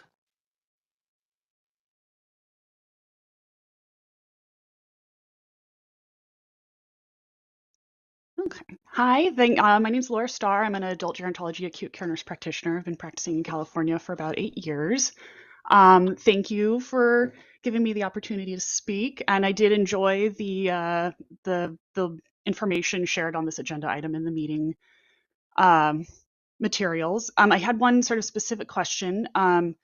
The nurse practitioner regulations still mention the enfermera especializada wording. And as you guys probably know, that specific requirement was removed from statute. I was curious where the board was at in bringing regulations up to date with statute, and also in accordance with the white paper that the National Association of Hispanic Nurses put out on their translation of nurse practitioner. Thank you. Yeah, I can answer that. Thank you for that. One thing, just as a quick educational point, statute will always supersede regulations. So because that is addressed in statute, even though our regulations to date is currently out of date, it is not something that we can hold you accountable for. So the statute is where we will defer to that. In my previous report out in the strategic plan, I let you guys know where that package, that regulatory package lived. In that regulatory package right now, to update that language and remove that is with BRN management review. And once that is completed here, it will move to Department of Consumer Affairs. Thank you. You're welcome. Thank you for your comment.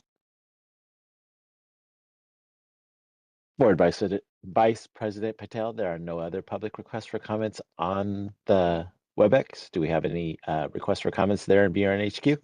Thank you, moderator. Yes, we do here in HQ. Thank you.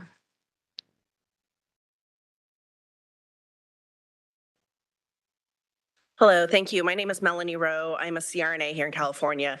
I am the practice director for the California Association of Nurse Anesthesiology.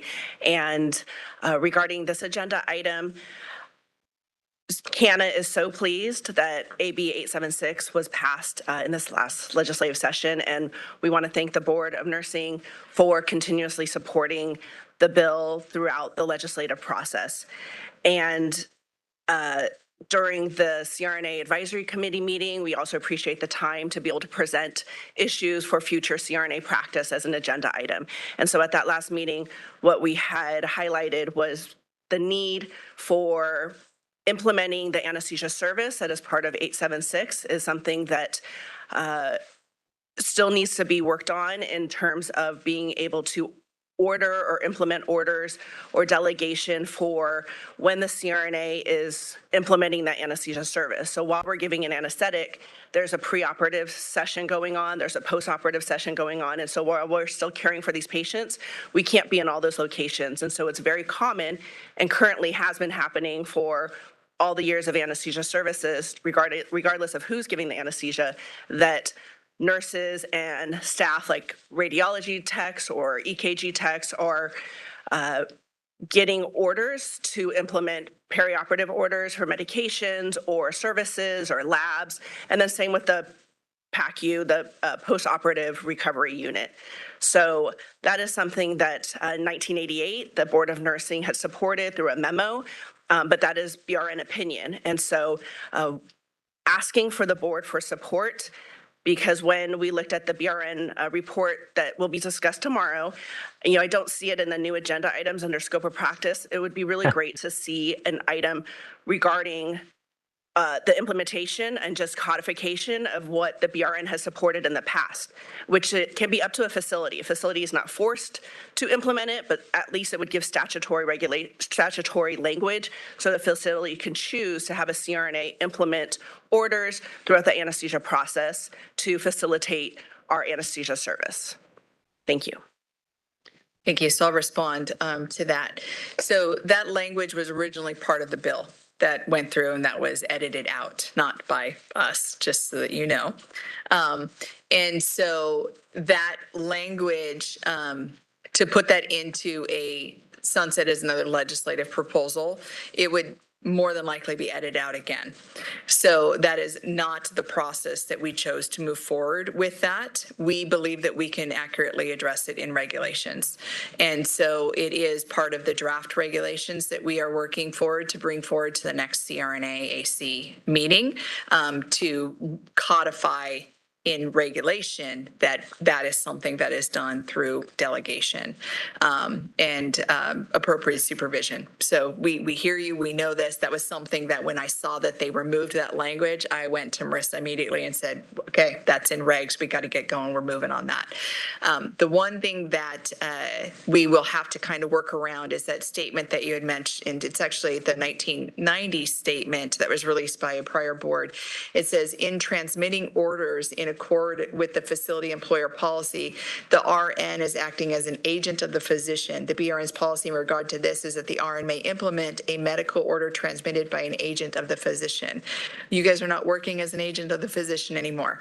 So that direct copy paste will not happen. So we will have to find a way that we'll pull in. My assumption is we're going to work with 1444.3 to work that in and pull in the supporting evidence with Business Professions Code 2725B2 to allow for those things to happen, and then RN as a supervisor and delegator. So we do have a plan forward. It will all come out in regulation. We hear you, and that will happen.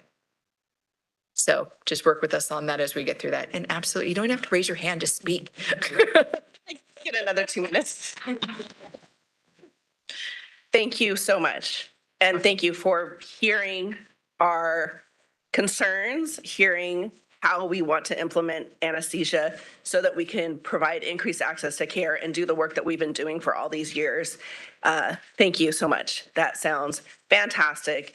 And I look forward to the regulatory process of CRNA, of the nurse practice. Thank you. The Nurse Anesthetist Act. And then just for clarification, you had just said right here to implement this. We're not implementing anything, just so you know. This is stuff that's been going on for years and years and years, right? When I was a bedside RN, I worked with a CRNA and I took delegation and took orders from that CRNA throughout the entire operative suite. It is common practice. It's something that's done. We just have to codify it so that there's no way that that can be kind of looked at and misinterpreted ever again. So we are here, we are working with it. You have the full board support. We supported that first draft language that was introduced. We thought that it answered everything that was needed. We will work to get as close to that as possible with upcoming regs. So appreciate the words that you're saying. Thank you. Thank you. Yes. Sorry, Ms. Rowe, before you go, since I have a little knowledge about this particular field, could you speak to the fact that current orders or delegation to RNs, how that exists under DEA, since CRNAs do not carry DEA licenses? Could you speak to that? Because that'd be helpful for our board to know. And this is something that CANA as a association provides a service to explain this very often, not only to CRNAs who function from other states and facilities that utilize CRNAs. The DEA has a federal regulation, and forgive me, I don't have the number off the top of my head, but by now I should have, that when anesthesia is being given in the usual and customary manner, that a separate DEA number is not needed, that the facility's DEA number is sufficient.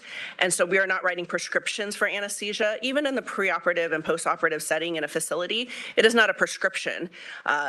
No RN has ever not wanted an anti-nausea medication to be given, in the recovery unit. So these would be things that would just enhance and facilitate the anesthesia service before surgery. So medications that might be needed, labs that might be needed, 12 lead EKGs, things that will make the process for providing the anesthesia service faster and more safe, that these can be done in a timely manner in a facility. And so then also with post-operative, so after the anesthesia as well, as the CRNA moves on to another case, then the post-anesthesia recovery nurses, who that is their specialty, is trained and able to implement and finish the anesthesia service to prepare that patient for discharge or to prepare them to go to the hospital floor unit where they need to continue their care.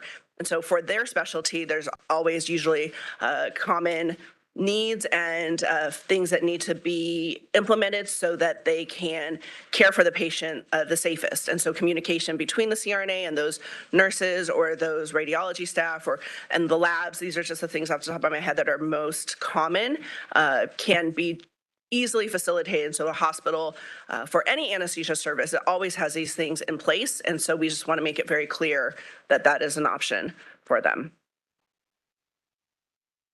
Thank you. That was very helpful. Anyone else on the board have any questions or comments? Just providing clarification again. You guys are able to order. It is not considered prescribing. You're absolutely able to do that. You can enter that into the chart. You can do all that kind of stuff. The issue that we need to clarify is whether or not an RN, who in our Business Professions Code 2725 specifically states physician, surgeon, podiatrist, dentist, psychologist, psychiatrist kind of stuff. It does not say advanced practice RN. So that's something that we need to make sure that it is explicitly spelled out in regulation. So it's not that you guys can't order, you can absolutely order.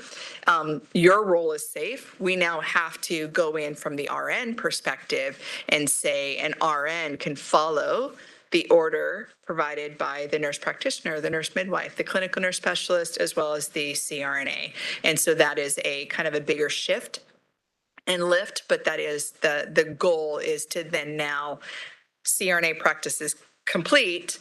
We need to make sure RN does not get in trouble for following an order of an APRN, including CRNAs.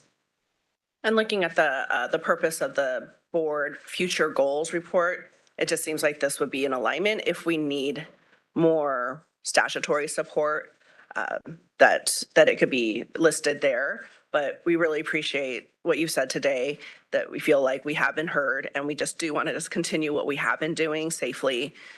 So thank you very much. And that's where that alignment goes, is I believe we already have the authority for this, right? So statute is only needed when we need additional authority. So we believe as the board that authority exists, and we're only looking to clarify through regulations so that it cannot be interpreted incorrectly. And that is in alignment with, we've been doing this historically for 40 years. So you wouldn't need new statutory authority to do that if our authority continues to exist through our current delegated supervisory, et cetera. So that's our plan. If we run into a situation, as we're looking at the regulations in the beginning of the year, and moving that forward, where we meet with our regulatory attorney or something like that says, I don't know that that's clear, we can always, through the sunset process, ask if that's something that they would consider. So it's not that it wouldn't be something we couldn't ask for clarification. It's that it's not necessarily needed right now, but if it is seen later on, that is a path that we can pursue. Sounds like a great plan. Thank you. Thank you. Appreciate your time. Anyone on the board have any questions or comments? BRN moderator, do we have any other public comments on public when I hear something? Not on the WebEx. How about there in person in BRN HQ? We do not have any further comments here in person. Perfect. Would you like me to close this window? Yes, please. Thank you. Thank you. Okay. Moving on to agenda item 7.2, discussion and possible action, appointment of the CRNAC member.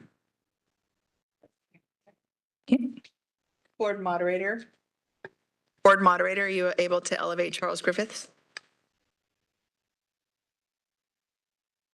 Please. as he is being elevated, I just want to say that I think it's phenomenal. We had 6 applicants for this particular position, and I think that's a growing interest, and that is excellent to see as these advisory committees continue to gain momentum in terms of just, activity as well as with the public. I think it's great to know that there are public members that are interested in becoming more involved in these committees. It takes a village, as we know. Is Dr. Griffiths elevated? Dr. Griffiths is elevated. And so at this point, we do have a makeup in our CRNA committee where we do require CRNAs to actively help facilitate the advisory committee. We did have a vacancy. And so we did put out a notice. We accepted applications. I reviewed them. I brought them to our administrative committee where they supported the appointment. And so we do have Charles Griffiths here and available if our board has any questions to him or if he has a statement that he wants to make. But at this point, I'm asking for a motion to accept the appointment of Charles Griffith to the CRNAAC as an advisory member, please. And Patel is ecstatically so moved. I'll second. Thank you. So before we go to public comment, I think I heard him giggle. Do you have anything that you would like to say, Charles?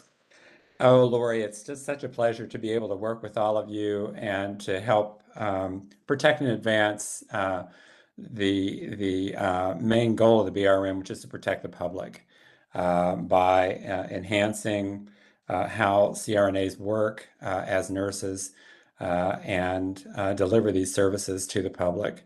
And it'll just be a pleasure to be able to learn from all of you and to work with all of you with this common goal. We want people to have access to the highest possible medical and nursing care, and that's what we're all going to do together. So my pleasure. Thank you all.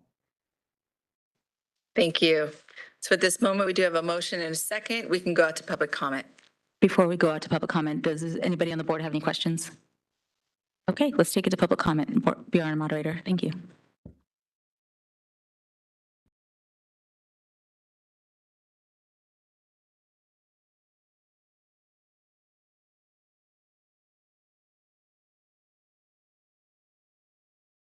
Sorry, we will be opening for public comment now. Please refer to the screen share for members of the public to see how they should type in their request for comment.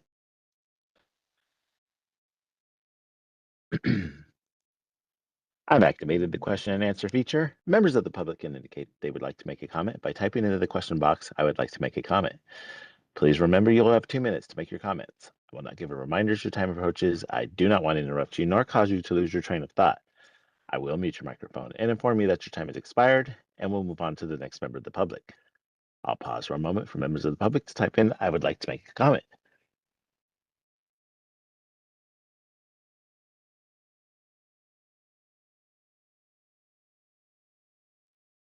Monica Miller would like to make a comment. 1 second, please.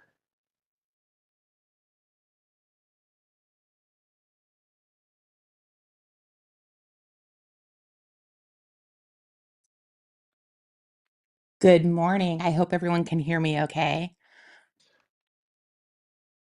Can you hear me? Yes, Yes, go we ahead. can. Okay, wonderful. Perfect. Sorry.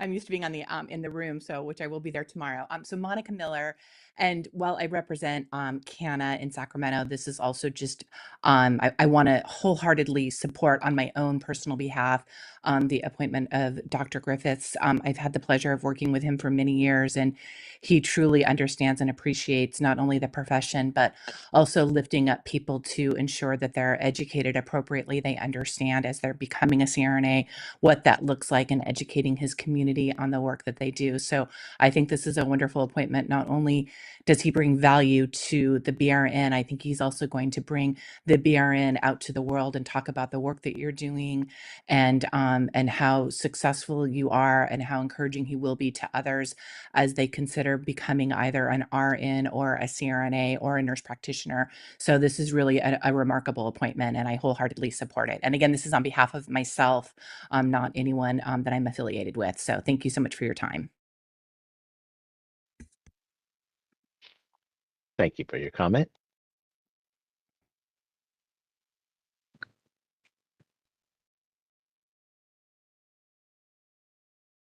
Board EO Melby, there are no other public requests for comments on the WebEx. Do we have any in-person requests for comments there in BRN HQ? It doesn't appear we do. Thank you. Oh, I'm It's a sorry. window. I'm sorry, Vice President Patel. Thank you. Thank you, Ms. Miller, for that comment. As a public servant, Dr. Griffiths has served for many, many, many years, and I think I agree, a fantastic addition. So anyway, we'll take it to a board vote. Vice President Patel votes yes. President Trujillo? Dolores Trujillo votes yes. Board Member Cormack? Cormack, yes. Board Member Dominguez? Dominguez, yes. Board Member Granowitz? Granowitz, yes. Board Member Lawler? Lawler, yes. Board Member Nair? Nair, yes. Board Member Nguyen? Win, yes. Fabulous. That's an unanimous vote. Congratulations, Dr. Griffiths, for your appointment onto the CRNA Advisory Committee.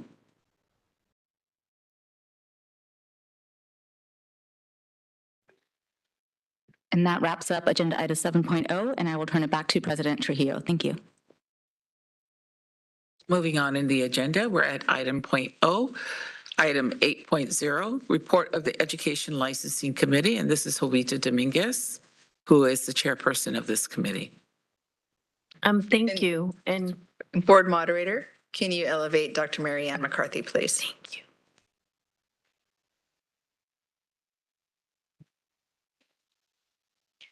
It's hard not. It's still good morning, and thank you. And then Dr. McCarthy will be leading us. All right, good morning, everyone. I am Mary Ann McCarthy. I am a supervising nursing education consultant for the BRN, as well as the liaison to the Education and Licensing Committee. So our agenda starts at item number 8.0, and our first one is 8.1. This is the discussion and possible action regarding ELC recommendations to the board on agenda items that were presented in the October 2025 committee meeting. Items covered in this agenda item 8.1 will be treated as consent agenda items unless a board member or a member of the public state that they wish to pull out one or more items for further discussion.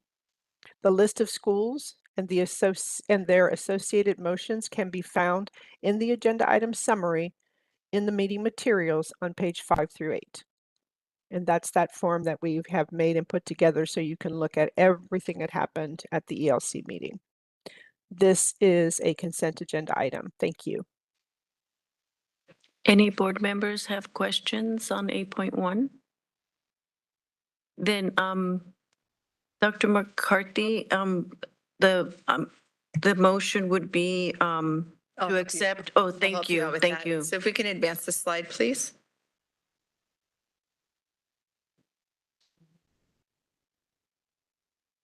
Okay, the recommended motion that you guys are not able to see on the screen because it is down right now is to accept the recommendations of the Education License Committee for all items contained in 8.1. So moved. Jovita is our first. I'll second. Thank you. Trish is our second. We can go out to public comment, please. Yeah, thank you.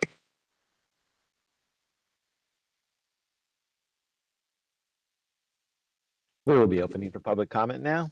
Please refer to the screen share for members of the public to see how they should type in their request for comment.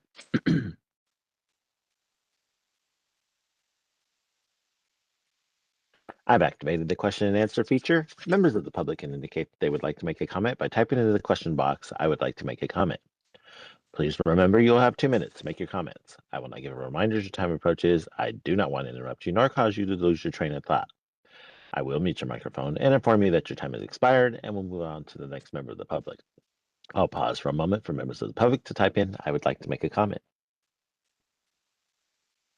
CM would like to make a comment. 1 second, please.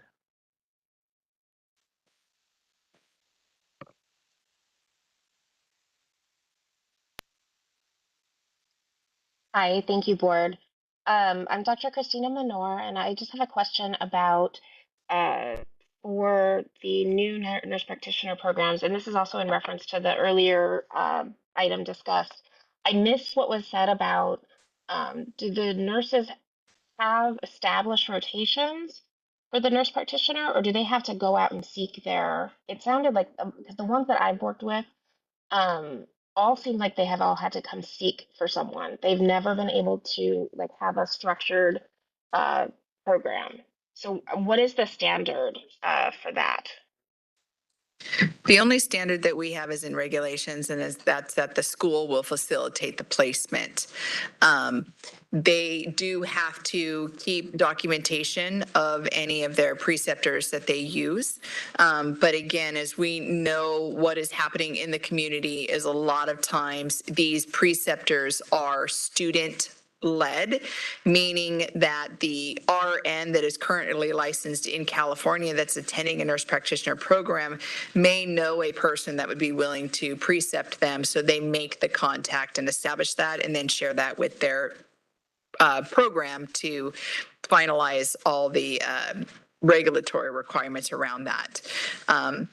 So far, even with our in-state California programs, as well as our outstate California nurse practitioner programs, there's not a standard of kind of a set standard of we use this preceptor for this type of student every single time. That's not what occurs because again, as you guys know out there in healthcare, it's constantly in flux. You may have secured a nurse practitioner or a physician that's willing to provide the preceptor this time, but then maybe they have a trip planned for the next semester and they're not going to be available, or they have a stand-in physician or the nurse practitioner that was originally employed at this facility is now employed at a different facility. And so there will not be kind of a standard catch-all. It will always kind of be a as needed basis as long as they keep the documentation and vet the preceptor to ensure that the proper oversight is provided. Okay, thank you. I appreciate that. And so I guess my second, if I still have time, in reference to one of the other board members' concerns earlier about standardization and the online courses for didactics, I guess my concern is that there's not a lot of standardization across the clinicals for these students, and I've seen it in students I've worked with. Unfortunately, they've had vastly different experiences. And so, when they're coming out and completed and starting to work, how is it that we can better, and for physicians, we have ACGME and it's very, very, very regimented for our residency training. Is there any prospect in the future, maybe not in California, but in the nation, for improving standardization across the education for nurse practitioners? So there is a standardization across education for nurse practitioners currently. They're always working on how that can be done better and implemented better. The one thing that we are asking in our sunset that we'll probably discuss more tomorrow is the requirement for national certification for licensure. We are one of the few states that allow for licensure based on education, not licensure based on national certification. When we were looking at the implementation of AB 890, which allows the nurse practitioner to have a more advanced, more independent practice, one of the requirements for that person to move through that process, become a 103 and a 104, is that they must have national certification. Our Office of Professional Examination Services did an evaluation on all of the national certification exams, and it was determined that passing that exam did show that they were competent at the level to provide an independent practice. So I believe that if we in California align with requiring that national certification, that you guys will see a better alignment in outcomes and preparation, as well as being able to kind of jump in and go. Now, currently in California, what we do still require is, even if national certification is required as a licensing requirement, we still require the nurse practitioner to work under standardized procedures and physician oversight for the first 3 years, whether they're licensed by just completing a program in California and they're brand new, or if they come in and they've been a nurse practitioner for 20 years out of state. They fall under the same requirements in our state, where the first 3 years or 4,600 hours of practice that a nurse practitioner does must be under standardized procedures. They then apply for the 103. That 103 is kind of a step-in approach. When they're working as a 103, they don't have to work under standardized procedures, but they do still have to work within certain specified group settings and with at least one physician and surgeon, so that they have that kind of fallback and person that they can rely on if anything comes outside of their typical competence or scope of practice. After 3 years, they're then able to, if they have no disciplinary action and everything's gone well, they are then able to come back to the board and apply for the 104 status. That 104 status does allow them to have an independent practice within their knowledge, their preparation, and again, their national certification. And so that does kind of narrow where they can potentially land as an independent practitioner. But with the way that California is set up, you have 3 years under standardized procedures with physician oversight. You have 3 years within a group setting with a physician or surgeon present. So you have 6 years of preparation before you go into an independent practice setting. So that is how California has chose to manage any potential need that might still be there if the academic preparation wasn't as thorough as expected.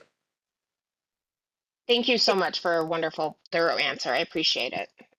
Thank you. Thank you for your comment.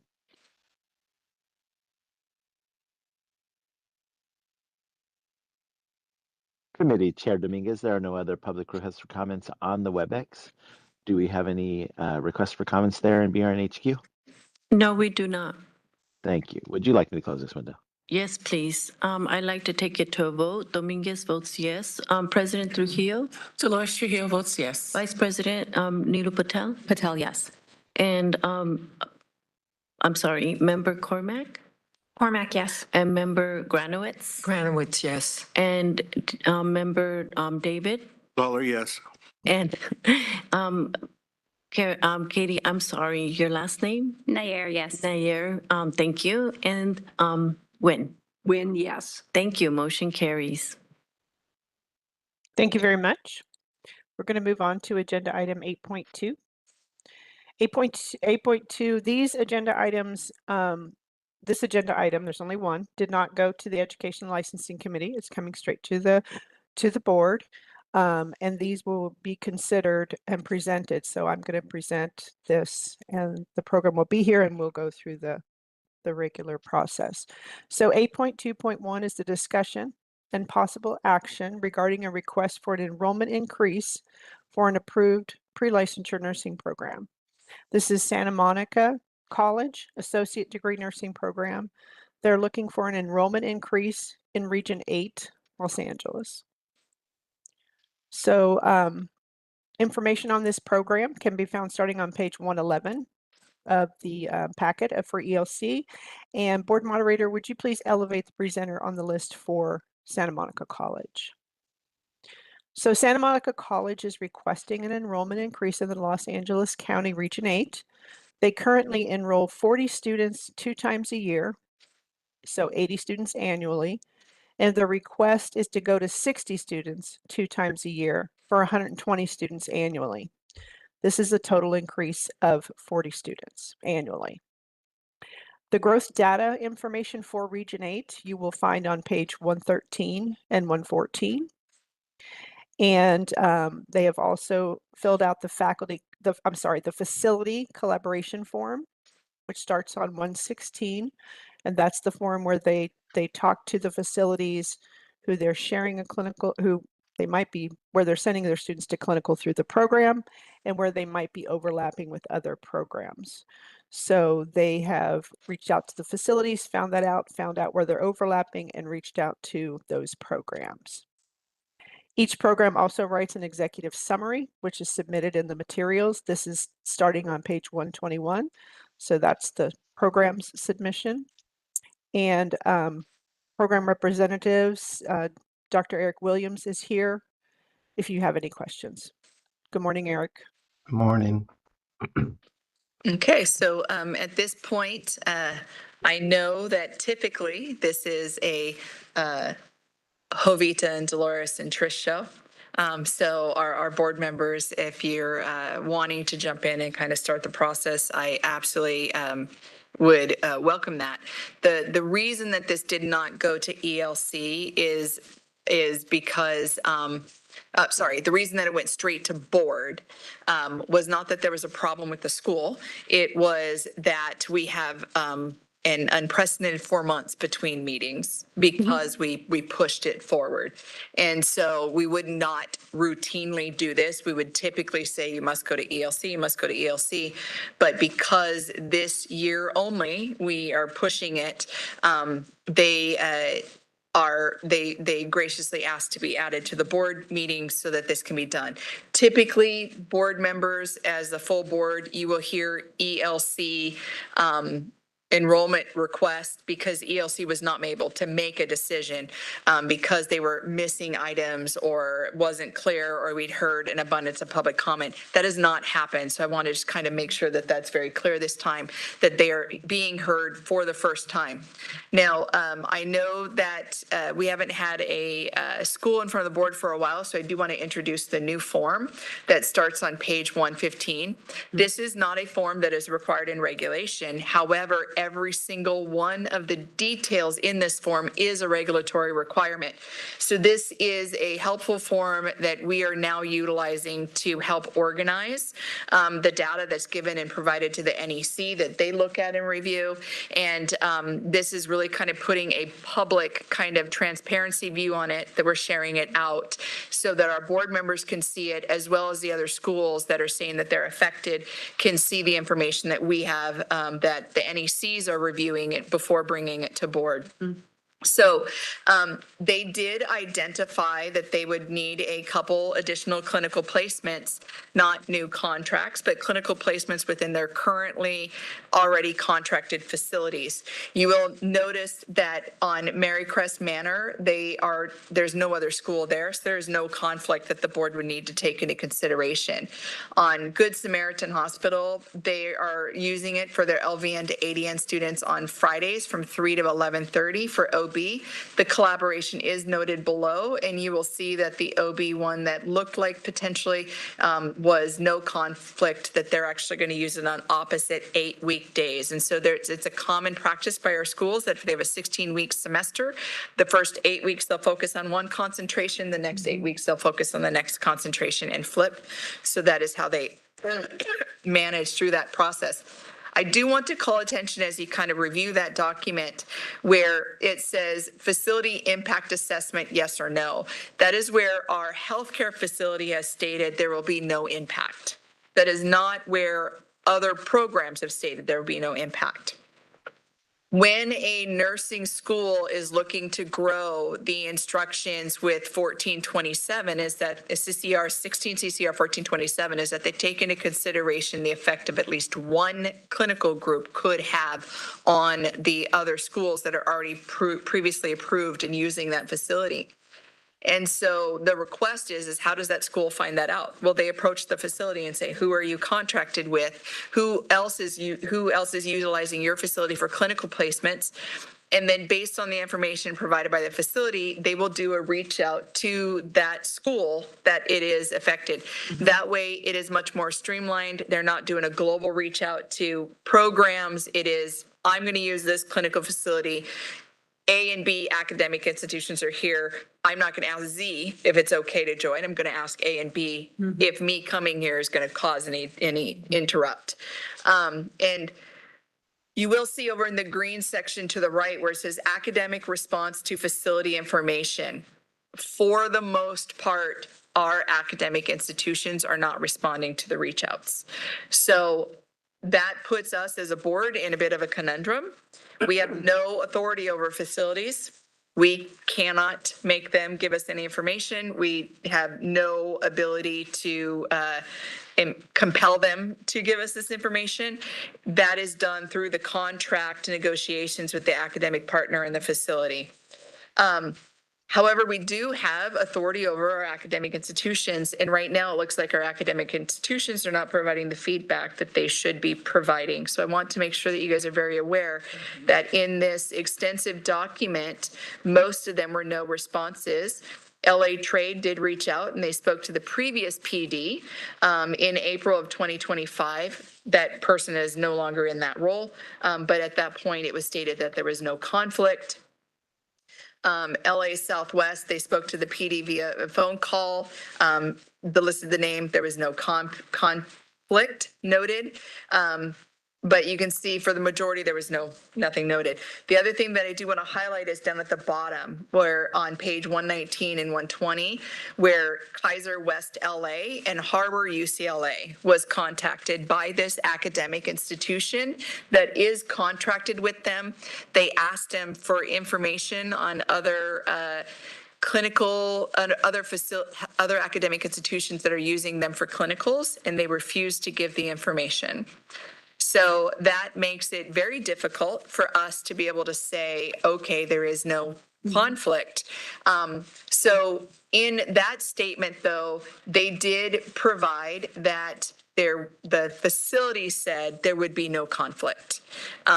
So we were not able to show any collaborative efforts as required in our regulations with the use of those two clinicals, but that the academic institution did attempt to reach out for that.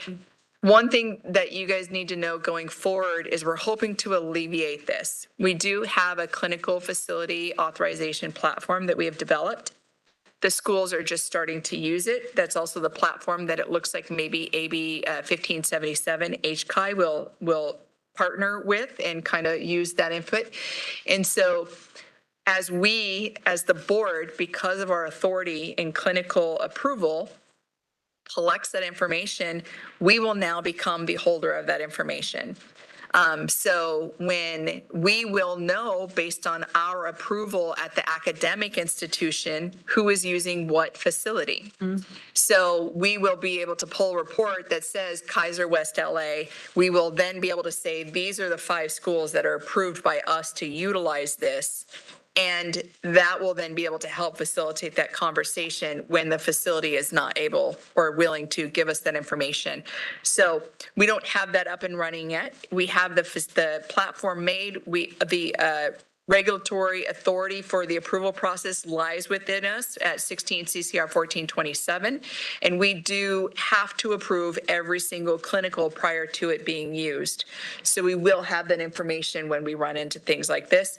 We are in the middle of doing the report development. I can tell you it looks amazing. I can't wait till that is published. We do still have to do some data cleanup and then it'll be ready. But just heads up on how we're managing through that and open it up to you guys to start the process.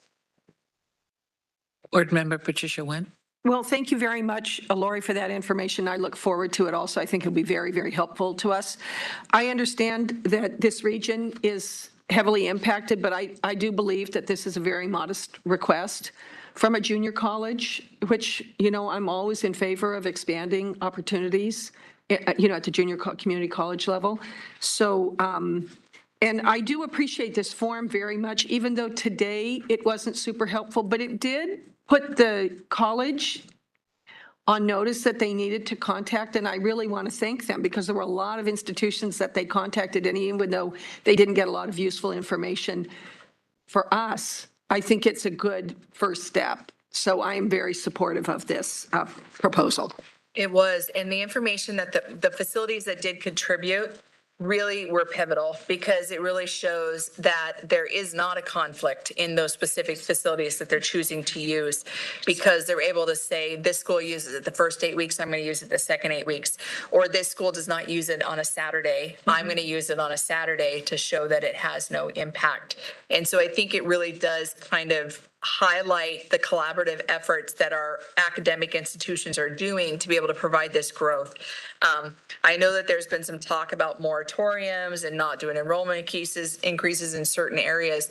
I don't think that we can live there as a board, right? We always have to take into consideration growth and opportunity in each one of the areas. We just have to do it with the least effect on public risk. And for those of you guys that are not aware what the public risk is that the board really looks at with these enrollment increases, it's kind of a twofold measure. The first one is we evaluate the school and look at the metrics, attrition, NCLEX pass rates, et cetera, to make sure that it's not an at-risk program that we are growing. We want that program to be solid and have solid metrics showing that there are no complaints, everything is good. That's a program that has the resources and ability and the metrics are there to be able to grow.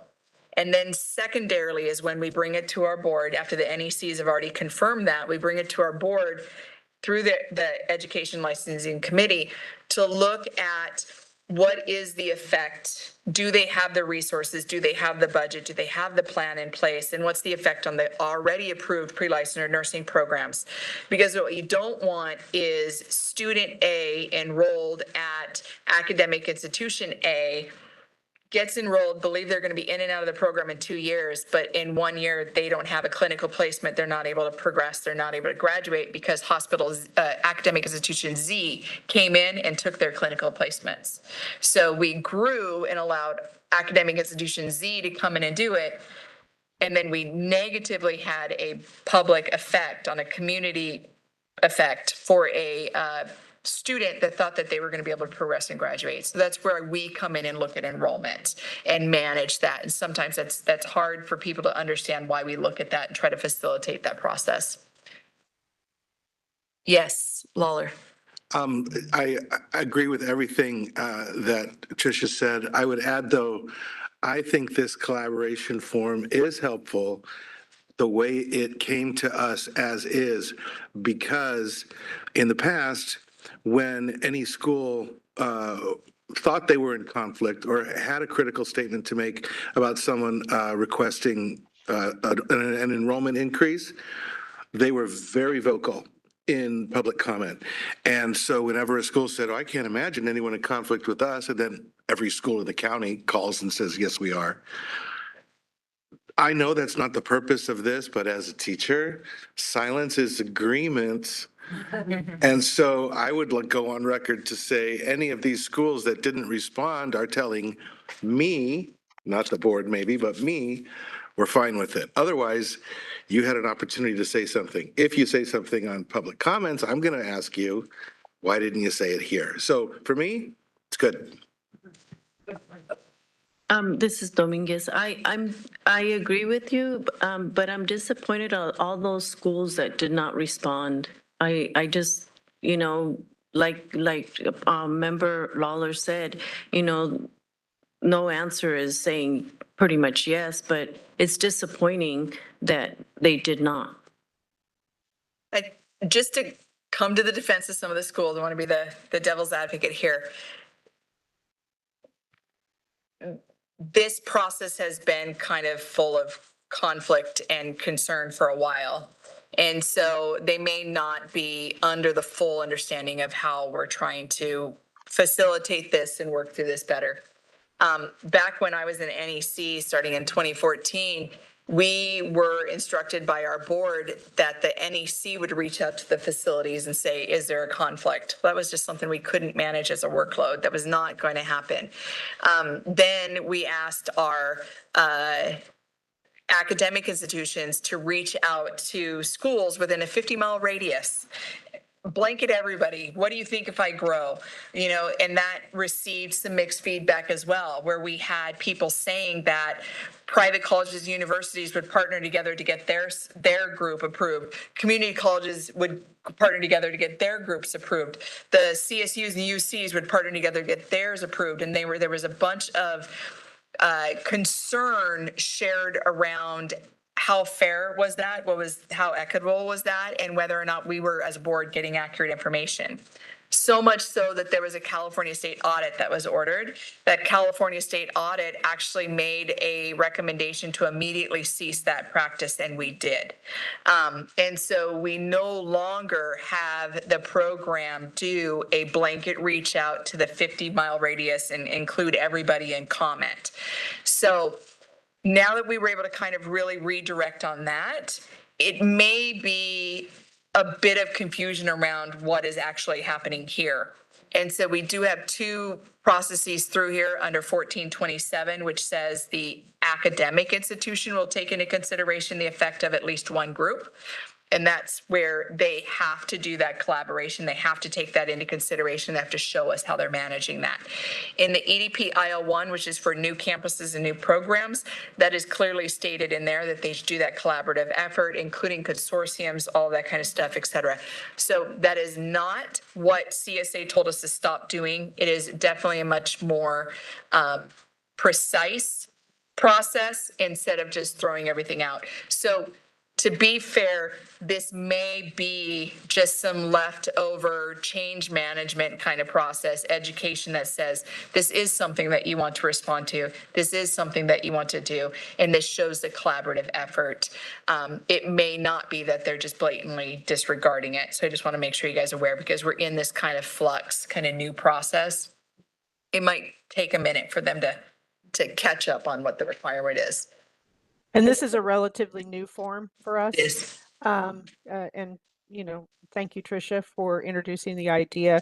But anytime we introduce a form, it's hard, especially when it's hard to make the connection between regulation and the form. So I'm happy again that Lori reiterated that it's not the form that's in regulation, it's all the information on the form that's in regulation. And the form is just helpful. And so I think if people understand that they have it to give it to us in some way, that will be helpful. We will take it in other ways. But this seems to be easy for the board to read and understand. Thank And you. then even if we take the information from the schools in another format, the NEC will be required to put it onto this form so that you guys will see it in the same format every single time. So can we move to accept it as written? So the motion is up there and you guys don't see it, so I will read it. And so what it says is recommend acceptance of the request for an enrollment increase for Santa Monica College Associate Degree Nursing Program with an enrollment pattern of 60 students 2 times a year. That's 120 students annually, which is an increase of 40 students annually. If you guys agree, so move. So moved. Well, there was a million people on so move, so I just need a single so move. Jovita. Jovita, so moved. She's our first, and it looks like Patel will be our second. And at this point, board moderator, can we go out to public comment? We will be opening for public comment now. Please refer to the screen share for members of the public to see how they should type in their request for comment. Just want to get to lunch. And close. I've activated the question and answer feature. Members of the public can indicate they would like to make a comment by typing into the question box. I would like to make a comment. Please remember, you will have 2 minutes to make your comments. I will not give reminders as your time approaches. I do not want to interrupt you nor cause you to lose your train of thought. I will mute your microphone and inform you that your time has expired, and we'll move on to the next member of the public. I'll pause for a moment for members of the public to type in, I would like to make a comment.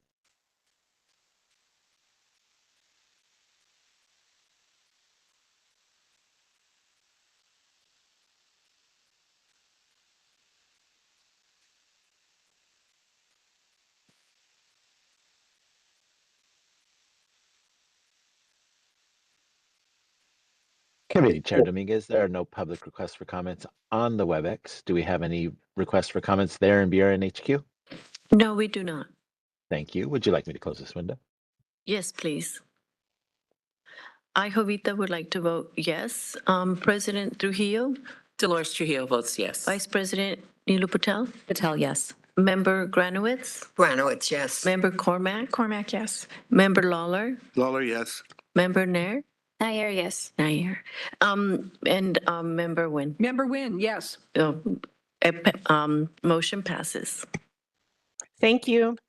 8.3 is an information only. This is also in your material packets. It's the NCLEX update report for the year. And 8.4 is also information only, and that is the licensing, not legislation, licensing update for this meeting. And we have both of these at every board meeting. Thank you. So at this point, 8.3 and 8.4 information only. Do you guys have questions, comments? Do you want any presentation on that? Okay, so it is information only. There is no motion, but we can open it up for public comment on both 8.3, 8.4, both information only on licensing update and NCLEX update. We will be opening for public comment now. Please refer to the screen share for members of the public to see how they should type in their request for comment.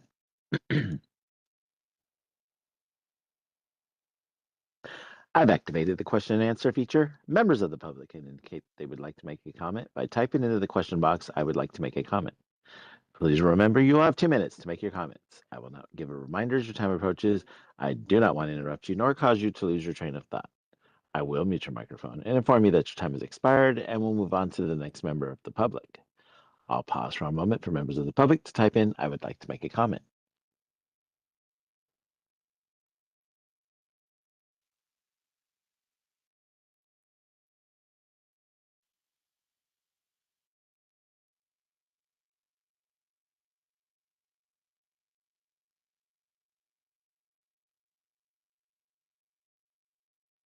Committee Chair Dominguez, there are no public requests for comments on the WebEx. Do we have any public requests for comments there in BRN HQ? No, we do not. Thank you. Would you like me to close this window? Yes, please. So this finishes our 8.0, and I'll give it back to CEO Melby. Oh, We'll give it back to Dolores, Board President. sorry. Yep. So at this time, we will be breaking for lunch until 12:45. And at 12:45, we'll come back and we will go into the Enforcement Intervention Investigations Committee. Thank you.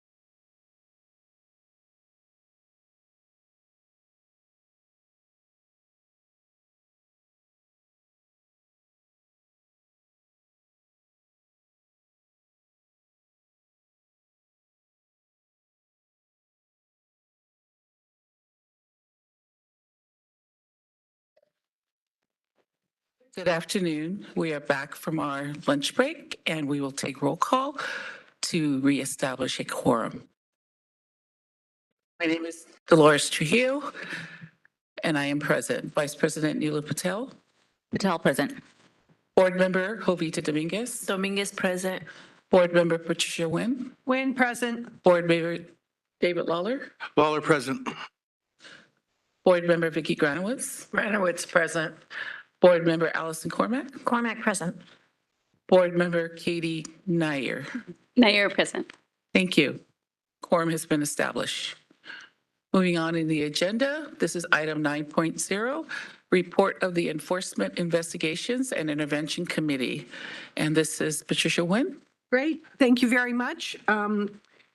We're going to go to agenda item 9.1, which is a discussion and possible action regarding the request to change the executive officer review of the IEC recommendations as directed at the August 2025 board meeting to routine executive officer audits and presentation of the intervention program statistical data.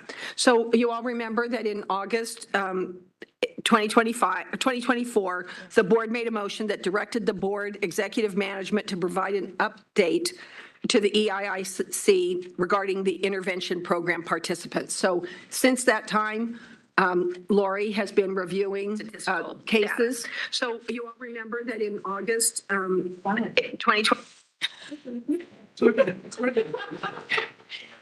That's all right. And we see statistical. And we've seen statistical data from Lori at each board member. So I'm going to turn it over to Lori right now to talk about kind of where we are at this point.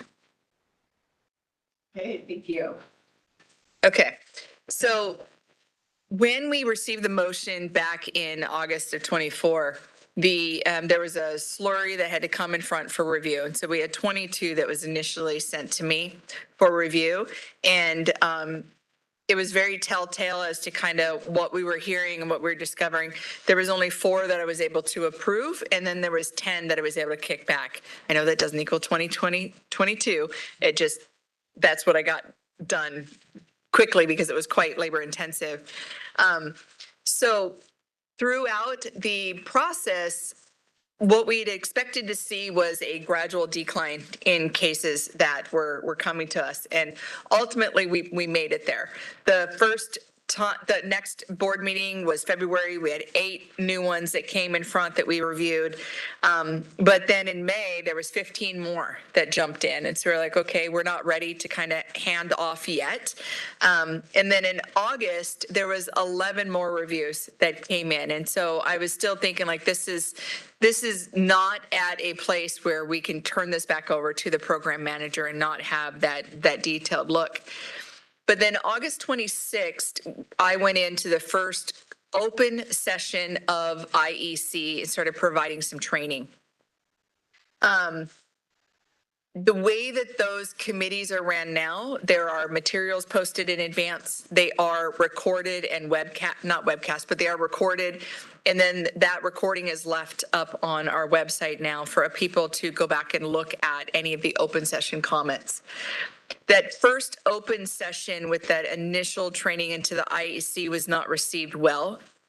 And there was quite a lot of pushback and questioning and then feedback received afterwards. However, it is amazing to see the change that immediately happened from that. Working with the enforcement chief, with the program manager, they went in with that training as well and kind of prepared all of the IECs moving forward that this training was happening. And after I'd completed about 2 or 3 trainings, really all I did was pretty much show up because the training was done, the word was out, and things were changing. And I have now been able to complete and move through all of the IECs, at least the one time. And I circled back to that original IEC, which was, we were able to clarify, they were very receptive of it. There was no additional negative feedback received. And the proof was really what I saw occur is there was 1 review since the August board meeting to now. That is it, and it was able to be supported. And so through everything that had occurred, of the EO reviews that have been in front of me so far, 28 were approved and 29 were referred back. So it's pretty equal. But now that we're seeing this kind of drop in reviews even coming forward, I believe that we've struck a really good balance.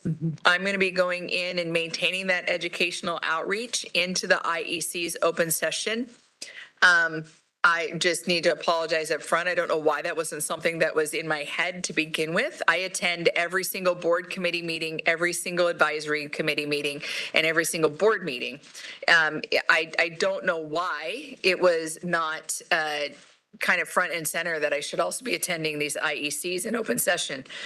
I think because most of their work is done in closed session. Right. And I cannot be a part of that. So it wasn't something that was kind of on my radar that would be an avenue.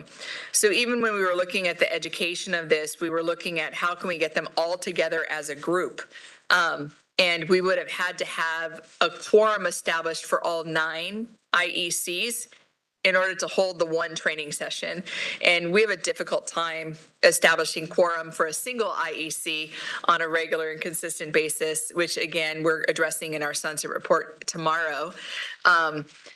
So we knew that was not going to be a possibility. We did beg our legal counsel to reconsider multiple times, and he held steady that was not something he could bend on. We did this in a different fashion where we went into every single one. So thank you, Reza. It actually worked out better.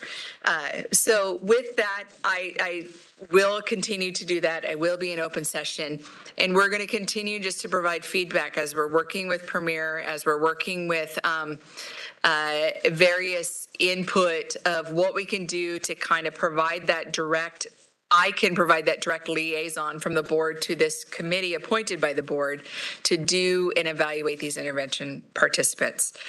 So I think the next round of education is really kind of looking at what we can do to do some kind of recommendations that can be built upon. And so an example is people can return to work if they have like 2 negative drug screens and their clinical evaluation says that they're not a public risk, et cetera, et cetera.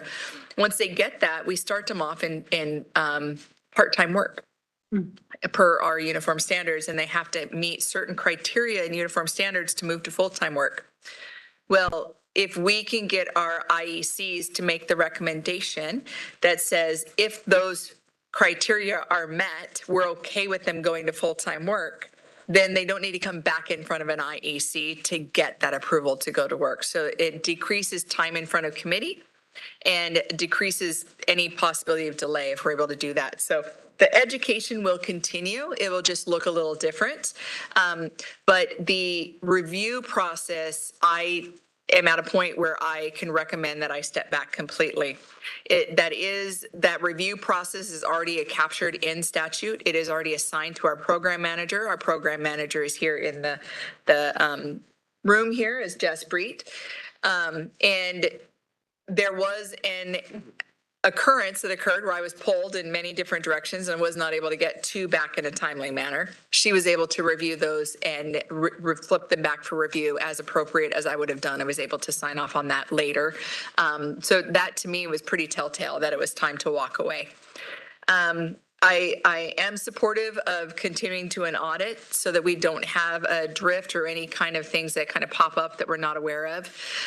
My recommendation for this next year would be a quarterly audit. That way I can continue to do a review and report out at the board meetings if there is anything that comes up, because we do meet quarterly as a board. I felt that would align perfectly with that, and we'd be able to provide the update. I don't think that it would have to stay quarterly, honestly, but I think just for transparency, for clarity, for reporting back so that you guys continue to feel more comfortable, I think that would be a first step. Thank you very much, Lori, and thank you for the additional work you've taken on since August of 2024. So you said that the program director right now has the authority to review So all IEC recommendations go to the program manager, which the EO appoints. I appointed Jaspreet in that position, and they review and accept any of those items, and that is outlined in statute. Do you think we need a motion at this point, since there is? I would do a motion just to make me stop. Right?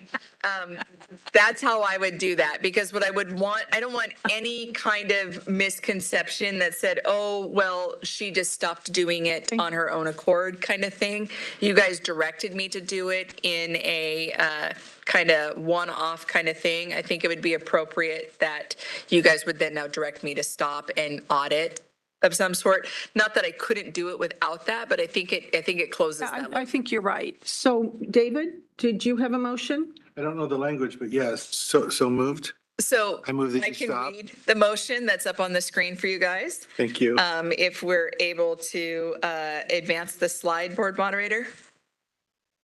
Or did we not do a motion?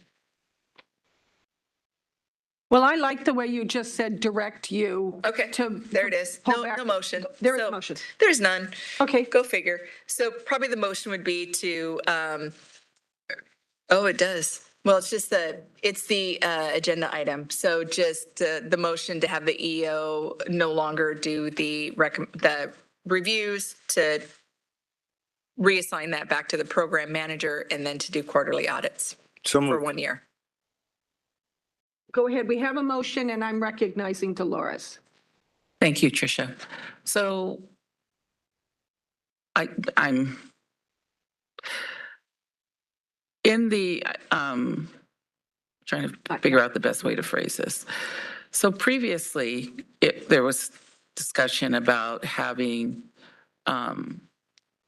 the committee participants do some type of narcotic pass, or they're free to go to the job that they've been trained for, correct? Whether that involves narcotic passing or not. So the intervention participants right now, when they progress through the program, they come in, they're off work. They have specific criteria that it has to be met for them to be able to return to work. When they return to work, it is dependent on the evaluation of everything that comes in. The IEC takes that in, meets with them, meets with the CCMs, your clinical case managers, reviews everything, the random drug screens, the clinical reports, all of that kind of stuff. And they will decide whether or not, when they go back to work, whether or not they're able to do that in a direct patient care role. If it is determined that they are in a place that is not a risk to the public, our committee will make a recommendation that they can return to direct patient care. It is not a requirement anywhere that they must work in direct patient care, but we've given them the opportunity to do so. Then after they start out as a part-time, then they get worksite monitor evals, they get negative drug screens, et cetera, then they can be advanced to full-time. In that advancement process, they can release them to direct patient care. They can release them to being able to access and or pass narcotics. What was being reported to us previously is that it was required to do direct patient care. It was required to access or pass narcotics. And that is not a requirement going forward. We have evaluated you through that process. We've listened to everything. We've watched your reports. We've seen your behavior. We think that you are at a point in your recovery that you could do direct patient care and it would not be harmful. We think that you are at a point in your recovery that you could access and pass narcotics and it would not be a patient safety risk. Taking that into consideration, that there's still an IP, there is still an intervention program participant underneath our kind of oversight for 3 to 5 years, that we have the random drug screening, we have access to the various things. We can increase drug screening, we can decrease drug screening, we can require NA and AA, nurse support group meetings, any of those things, we can require that they do that and they turn in attendance to that. We can ask that they have their own personal therapist and that they attend so many meetings with them. We have the ability to monitor them in this program, that even when we're gradually stepping back and allowing them to have more autonomy as they're learning to manage their sobriety and their recovery, that it continues to protect the public while allowing them to kind of go a little further. That is the way that has been supported in evidence over the years throughout the United States with the other boards of nursing and stuff too as well, because there hasn't been any direct correlation that says you must work in order to be successful.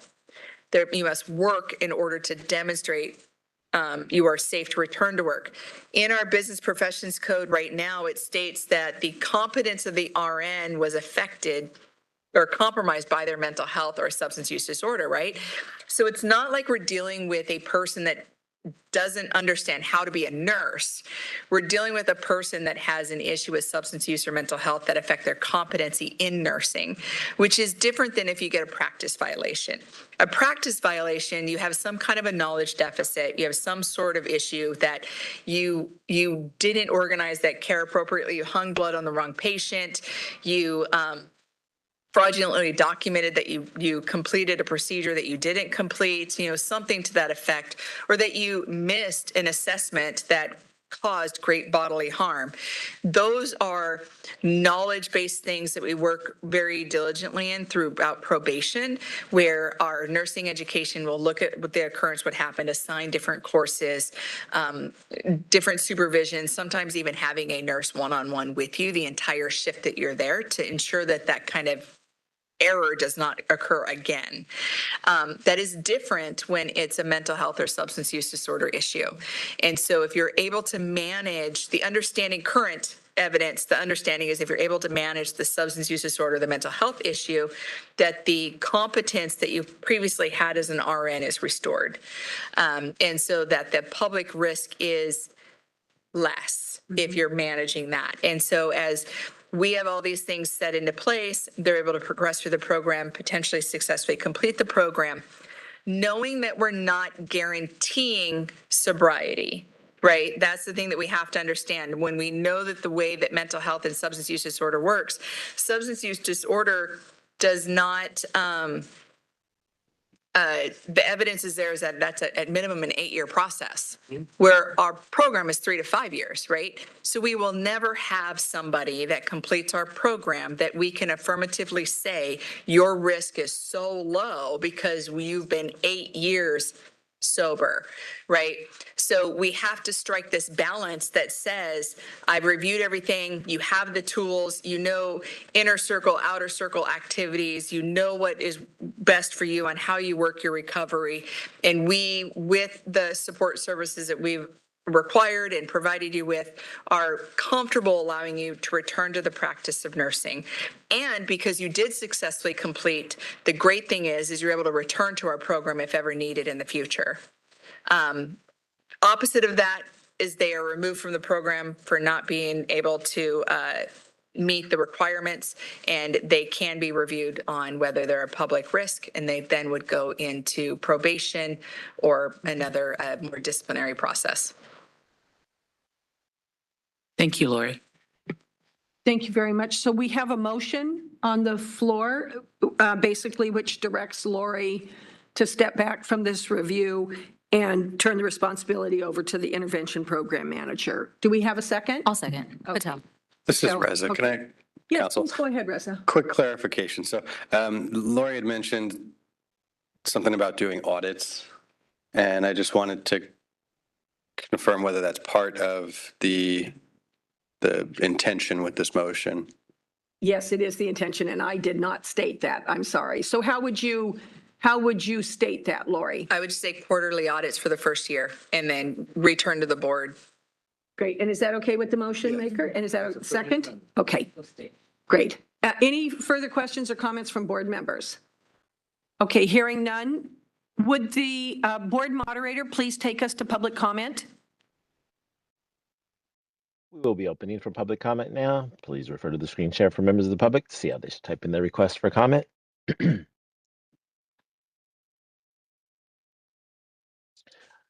I've activated the question and answer feature. Members of the public can indicate they would like to make a comment by typing into the question box, "I would like to make a comment."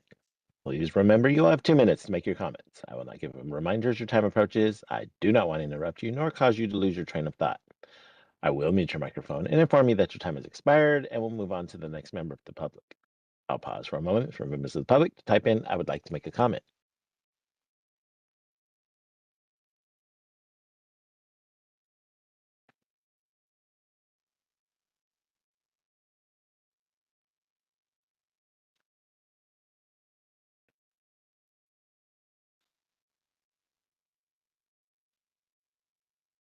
Committee Chair Wynn, there are no public requests for comments on the WebEx. Do we have any public requests for comments there in BRNHQ?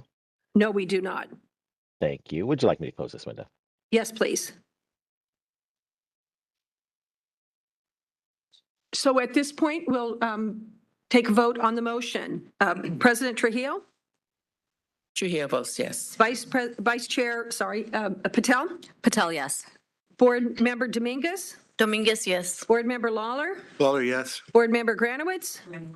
Board Member Cormack? Cormac, yes. Board Member Nair? Nair, yes. And Wynn, yes. That motion passes. Thanks very much.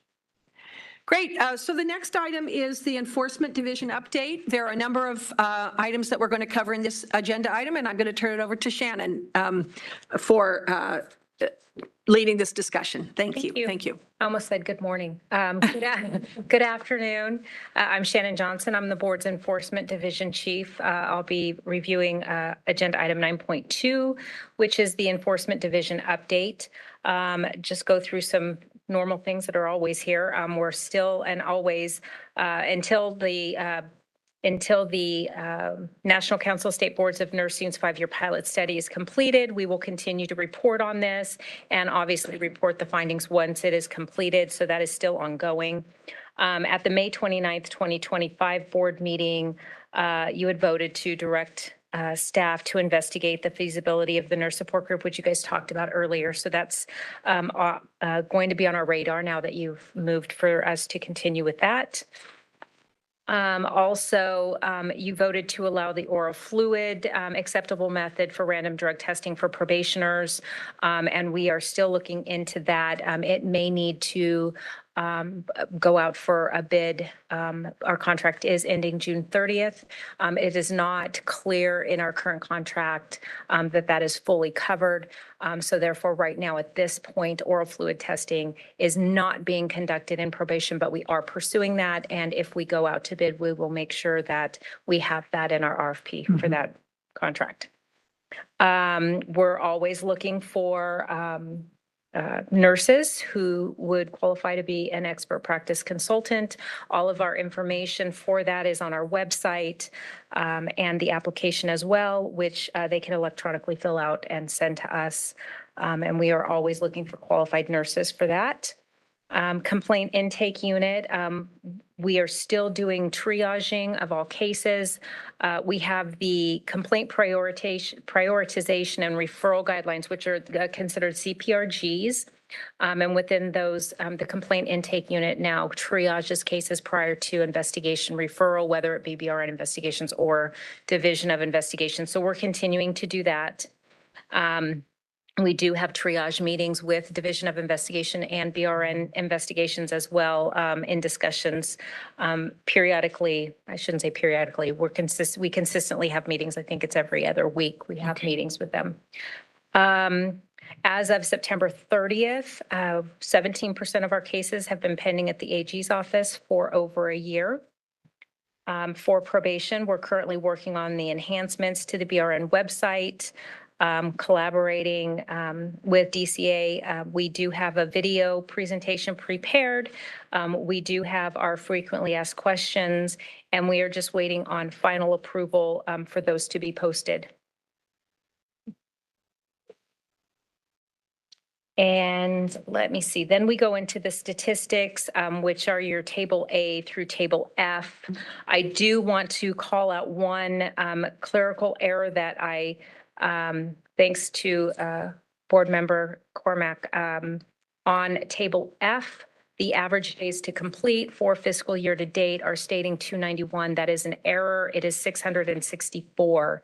The percentages under 540 days and over 540 days are correct, though. So I do want to point that out.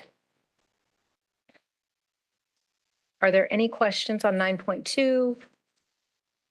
Thank you. Very comprehensive report. Thank you. Any questions or comments? So I have just a couple of comments. Well, they're questions. So the testing, the oral fluid testing, that is our vault contract. Correct. And it is not covered under the existing contract, but the new contract will be renewed or sent out to bid in June. So I think we should give some background on that first, is we have there are three contracts involved with Vault. Okay. We have a contract involved with Vault that is held by Premier for our intervention participants. That one does have oral fluid testing that is outside of us, and we do not get involved in that contract. We have another contract with Vault for investigations, and then we have a contract with Vault for probation. Okay. The contract with Vault does not need to have that updated and added, is my understanding. But with probation, there is language in the current contract that talks about saliva and oral fluid testing. There's not an itemization on that. So I know that Tim was working with Vault to see if they'd be willing to move forward without having a specific call out with an itemization. I don't know if we've heard anything back on that yet. If we do not hear anything back, we have met with legal. We will go forward for a update to the contract for next year that may have a financial implication to it. If there's a financial implication and it exceeds a certain percentage, we are not able to renew the contract. We would have to go out for bid, which could potentially mean that it would go out to a provider that would not be Vault in order to do that. But we won't know that until we get to that part of the contracting phase. In the meantime, until that is worked out, pending hearing back from Vault, whether or not they're able to move forward with it under the current contract, because the language is there, not the itemization, we are in limbo. Okay. We are planning that as soon as we hear back from him, if it's favorable, to implement it immediately. If we do not hear back from him, which is kind of what we think that we're living in, we will have to wait for the new contract. Okay. Thank you. That's helpful. And then on the expert practice consultant. So of course we read the cases and we know that you do enlist expert practice consultants from time to time. Do you try to refresh that pool? Is that what this paragraph is about, continuing to recruit? Well, we're always recruiting. We do have certain areas, and I believe I have that stated. Yes, here. the There are list is a couple here. areas that we're in more of a need, and that's long-term care, skilled nursing, the SNFs, dialysis, corrections, hospice, advice nurse, urgent care. So those are some of the specialties that we're in more of need, but of course across the board. And our contracts are for 3 years or $50,000, whichever comes first. Once that contract's up, then we renew, find out if the nurse wants to renew with us, and we renew that contract. So it's a continual basis. We keep those experts we have unless they choose to no longer review cases for us, and then we recruit new ones consistently. Thank you. Thanks for that. Any questions or comments from board members?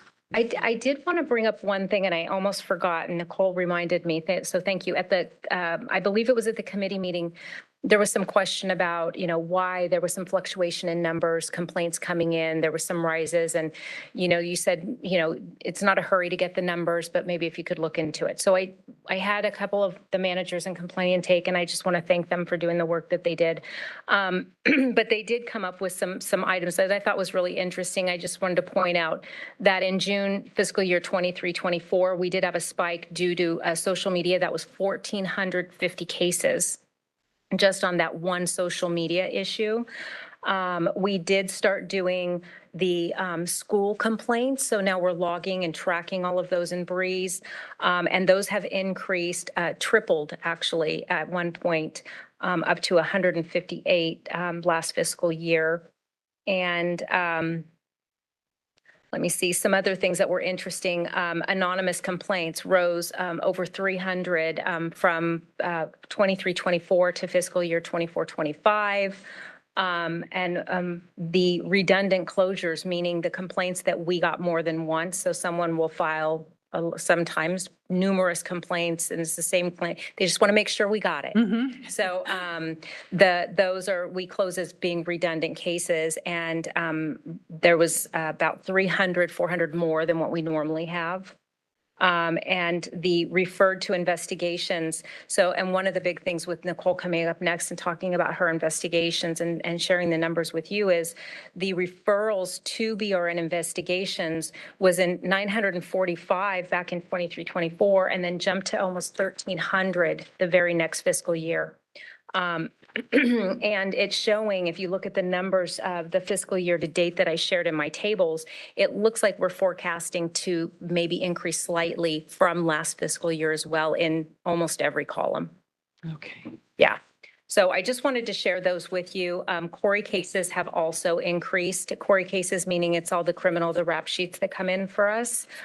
So those increased about 150 from the previous fiscal year. Thank you. That is helpful to have that kind of information. Do you treat anonymous complaints any differently than you treat, any complaint coming in?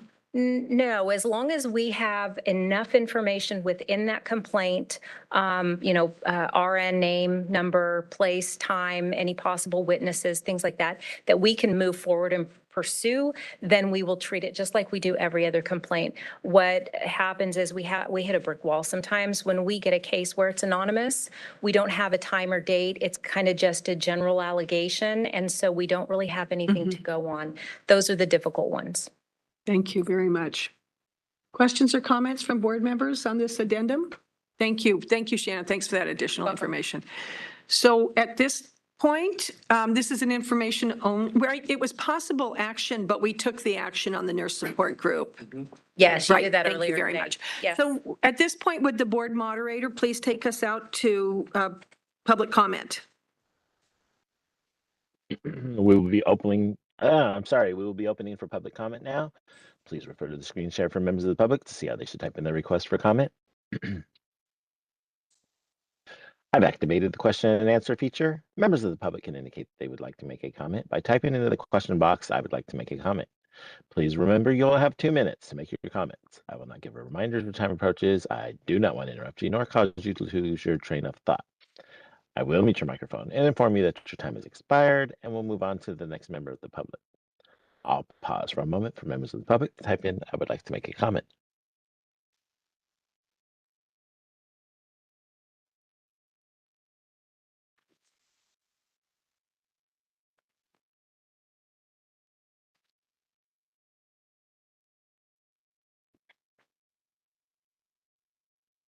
Committee Chair Wynn, there are no public requests for comments on the WebEx. Do we have any in-person requests for comments in BRNHQ? No, we don't. Thank you. Thank you. I will close this window. Great. Yes, please. Thanks very much.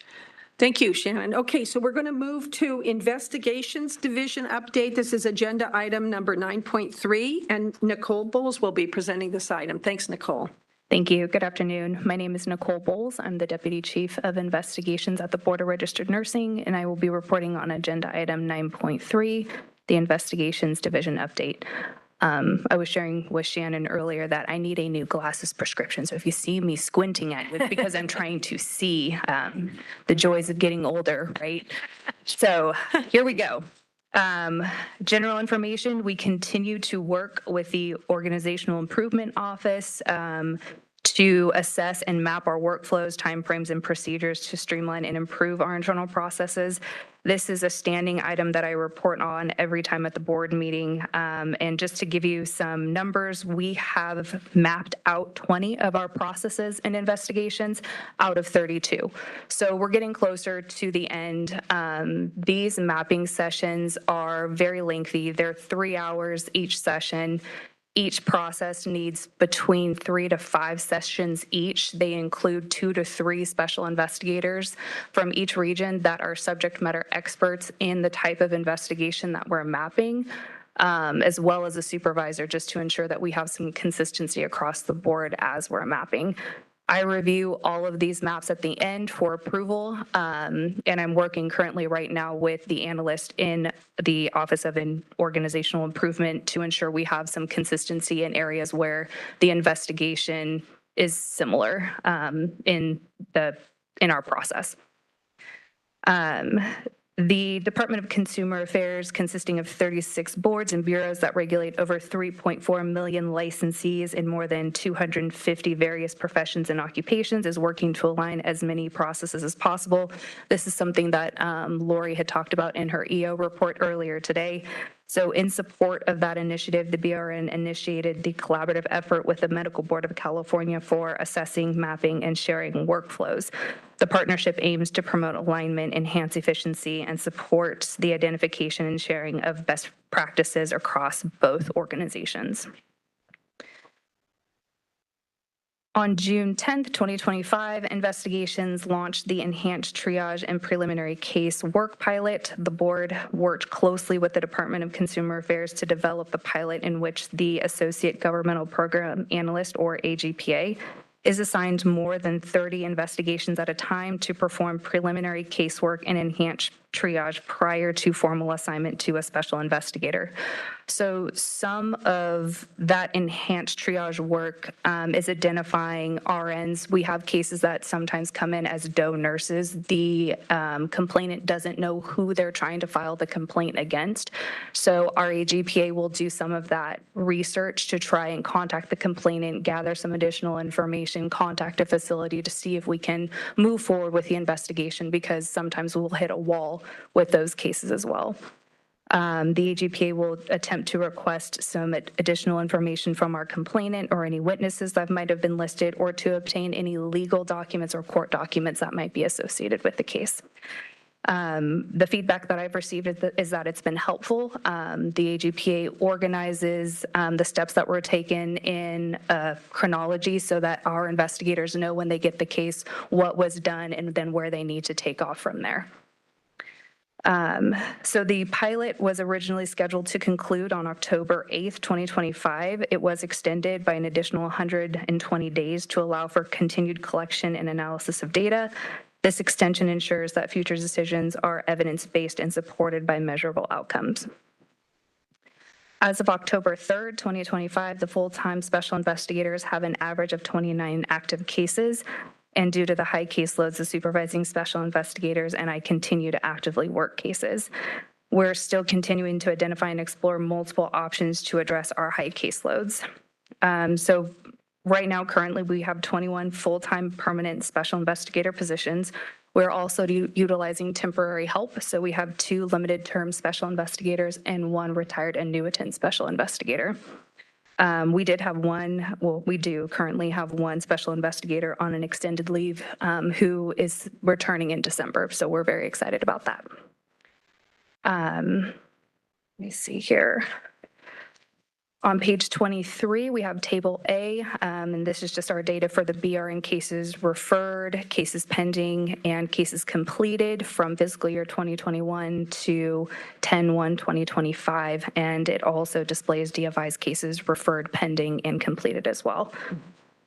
Something I wanted to touch on to go back to the efforts that Investigations is what we're trying to do to address the backlog of cases that we have right now. In our collaboration with the Medical Board of California, we have identified a process that they use for a medical consultant at the beginning stage of an investigation to review a case for the scope of practice, essentially.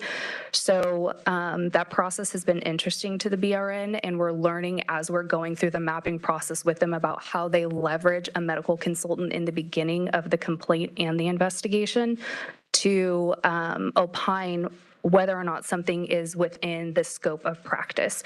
So we're hoping to pilot that here at BRN and see if that helps with investigations caseload at the forefront before something is even assigned to a special investigator, because we have found that we do have complaints where a complainant might not be well versed in the administration of healthcare and the role of the nurse in healthcare.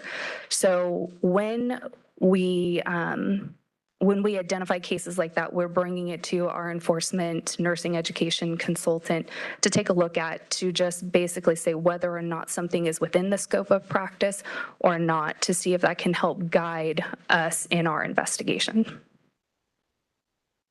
That's great to know. I think that could be a really useful tool, and we'll look forward to hearing your report back at some point in the next year.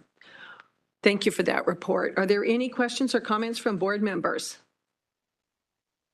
It is sad that you keep reporting the same the same kind of overworked investigators and how high your caseload is, and that management is taking on additional cases, and I hope that's going to turn around at some point. Thank you. I appreciate it. And just a nod to the investigators that are doing this work. These cases are not easy. Healthcare cases are not easy with the types of complaints that we see. These folks are permanently impacted by their experience with a registered nurse. So it is exhausting. They are hard. But something that we've done here at the board is I became a wellness coordinator for the BRN. So I have access to resources that I'm sharing with the staff and then with upper management as well, to then share with their staff of webinars that we have that are available to us through CalHR and trainings, resources, EAP information, which is the Employee Assistance Program, which offers counseling to state employees. So we're looking at additional resources just to help with the burnout and the fatigue of just the high caseload and what these types of cases that we work. Thank you for doing that, Nicole. That's nice. Yeah, go ahead, Ms. Patel. Just a comment to say that thank you for putting a human aspect on that, because, oftentimes we're just seen as being very punitive and, we're just coming down on people, but it's just as hard emotionally and draining for people that are doing the investigative process. And thank you for making us aware of that and to be sensitive to that too. You're welcome. Thank you. Any other questions or comments? Hearing none, we'll go to the board moderator. Would you please take us to public comment? We will be opening for public comment now. Please refer to the screen share for members of the public to see how they should type in their request for comment. I've activated the question and answer feature. Members of the public can indicate they would like to make a comment by typing into the question box, "I would like to make a comment." Please remember you have 2 minutes to make your comments. I will not give a reminder as time approaches. I do not want to interrupt you nor cause you to lose your train of thought. I will mute your microphone and inform you that your time has expired, and we'll move on to the next member of the public. I'll pause for a moment for members of the public to type in, "I would like to make a comment."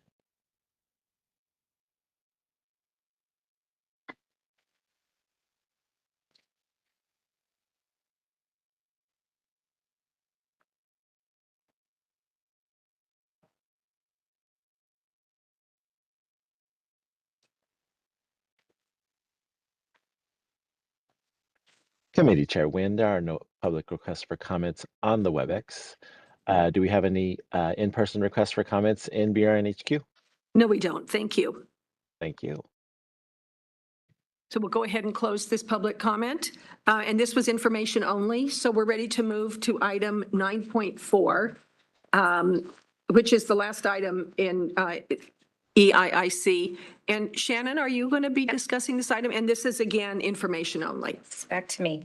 Again, Shannon Johnson, the board's enforcement division chief, and this is the intervention program update. And as you've heard all day today, we are still attending all of the IEC meetings. It's either the program manager in there, myself, and we are, watching those meetings, ensuring that all the laws are being followed, that everything that Lori has expressed in her trainings and open session, that's being carried through closed session as well. The agenda item also lists all of the IECs that Lori has been to, and it's missing one, which was last week. She did attend IEC 3, which was the very first one, a second time last week. Also at the February 28th, 29th meeting, it doesn't seem that long ago, but boy, it's a year and a half ago. You guys had approved us to go ahead and start drafting regulatory language. And I just want to reiterate, and I know I've said this several times through the committee and board meetings, we are still going to be working on that. It's on our radar. We know it's needed, and we've already identified areas, but with the transition with the new vendor, it's just got pushed out a little bit. And we're still working with Premier Health Group, which is the new vendor. So, we're in our 11th month. And we're hoping to have, you had asked at the committee meeting, what were some challenges? I had mentioned the portal that we don't have. And we were told yesterday that we think that they may be able to go ahead and start pushing that out to respondents or to participants in about a month or so. So we're hoping that by the first of the year, we start getting a portal out to the stakeholders. So it makes it easier for the participants, for the IEC members, et cetera, to obtain access to all of the information needed when making those very important decisions for participants. I just want to touch historically. Well, let me first say, you guys gave us approval to open up to 4 IECs previously. After discussing it, just the program manager, myself, and with our executive staff, that would entail us to obviously recruit. We have 5 members per IEC. So that would be a big recruitment effort. And now that we have a subcommittee doing interviews, and then getting them trained and onboarded. So we want to intermingle them with some maybe seasoned IEC members as well. So we took a step back and we're looking at maybe a different approach going into 2026. And we thought, what if we just add some additional meetings to our current IECs and see how that works out? It'll allow an IEC to be coming together every other month as opposed to once a quarter, allowing less time if there is some non-compliance issues where someone needs to be seen, if there is a return to work issue that's more emergent. And I think that it's going to accommodate the participants to be seen on a more frequent basis. So we're going to try this out and see how this works. If not, we still have the option of opening up those IECs and recruiting for those. But in the meantime, this is what we're going to be doing. We have presented each of the IECs with their proposed schedules for 2026. And it's, of course, there's a couple that don't understand why the 6 meetings versus the 4 per year, but overwhelmingly has been accepted by the IEC members. So that's a good thing. Can I interrupt you for just a moment, Shannon? So is it typical that the same 5 would always meet together as the same 5? And so you're going to shake it up a little bit? No. By bringing in some of the inexperienced No, members? if we open up IECs, what we would have to do, because when we appoint them, in which I'm coming up to in the appointments, when you appoint as a board, you're appointing to a specific IEC. Okay. In the past, there was a practice that they would do substitutes within IECs. So for instance, if we didn't have quorum, they would ask other IEC members if they want to come from their IEC to sit in on a different IEC. Well, legally, they really can't. They've been appointed to a specific IEC. So if we did open up other IECs, additional IECs, and we recruited, we would possibly look at having you reappoint from one IEC to another IEC to kind of get a good mixture. But we're not there right now. We're going to try out the additional meetings and see how we go from there. Yeah. So with that being said, we do have, and if you guys remember, you appointed a subcommittee of the 2 committee members, which is our committee chair, Tricia Wynn and Neelu Patel. And so they conducted interviews and they came up with 2 recommended appointees. The first is Dr. Alan Schneider, who's a medical doctor. He would be a physician member in IEC 12. And if appointed, the term would expire November 30, 2029. And then there is Dr. Gwen Rudolph. That would be a nurse member, and that would be appointment to IEC 7, and the same term expiration of, November 30th, 2029. And so according to Business and Professions Code 2770.2, this board would need to make that appointment. So I'm just asking for a motion to accept these two appointees. Great, thank you very much. Is there any conversation or questions on this item? Go ahead. Just one comment, just to provide some additional clarification. You guys had approved us to reestablish up to 5 new, bringing it back to from 9 to our previous 14, but we had previously shuttered. I don't want the public to think that we, that by not reopening those 5, that we're not making a concerted effort to get more interactions with the committees. By adding 1 committee date to each one of the committees, we have increased 9 meetings. The previous schedule with the IECs is they met 4 times a year. So it really is like reopening or opening back up more than 2. So I want people to understand that it's not like we're trying to do something that's not answering it. It's that we're doing it in a way that they have better support, more continuity. We don't have a lot of new people to kind of come in and bring in and train that may not have the same kind of understanding of what's going on. And so this, it's a really great compromise, I believe, to do it this way. So just putting that out there as a numbers person to be like, we are still addressing it. The other thing that we're doing is with that education is, can we do training to the IECs to get them to make recommendations that are future focused. So if the example is to go from when you return to work at part-time, if you meet certain criteria that's laid out very specifically in uniform standards, you can move to full-time. And so if the IEC makes the recommendation that says this participant can go to full-time work if after working part-time they've met these requirements, then they don't have to come back in front of IEC to get that.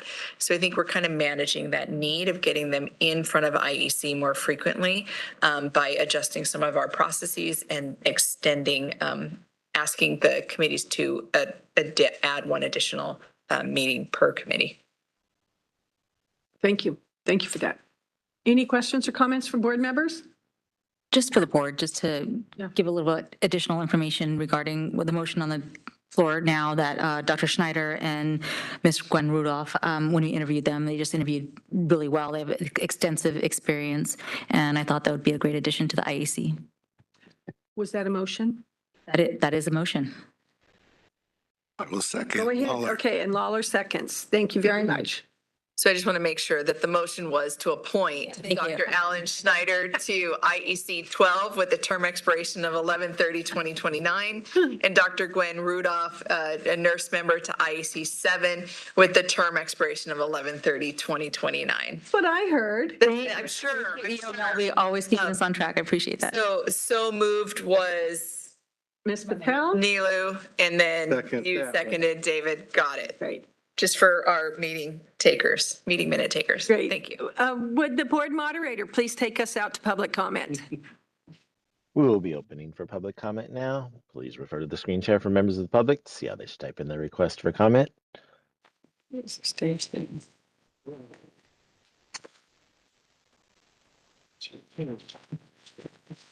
I've activated the question and answer feature. Members of the public can indicate they would like to make a comment by typing into the question box, "I would like to make a comment." Please remember you'll have 2 minutes to make your comments. I will not give a reminder as your time approaches. I do not want to interrupt you nor cause you to lose your train of thought. I will mute your microphone and inform you that your time has expired, and we'll move on to the next member of the public. I'll pause for a moment for members of the public to type in, "I would like to make a comment."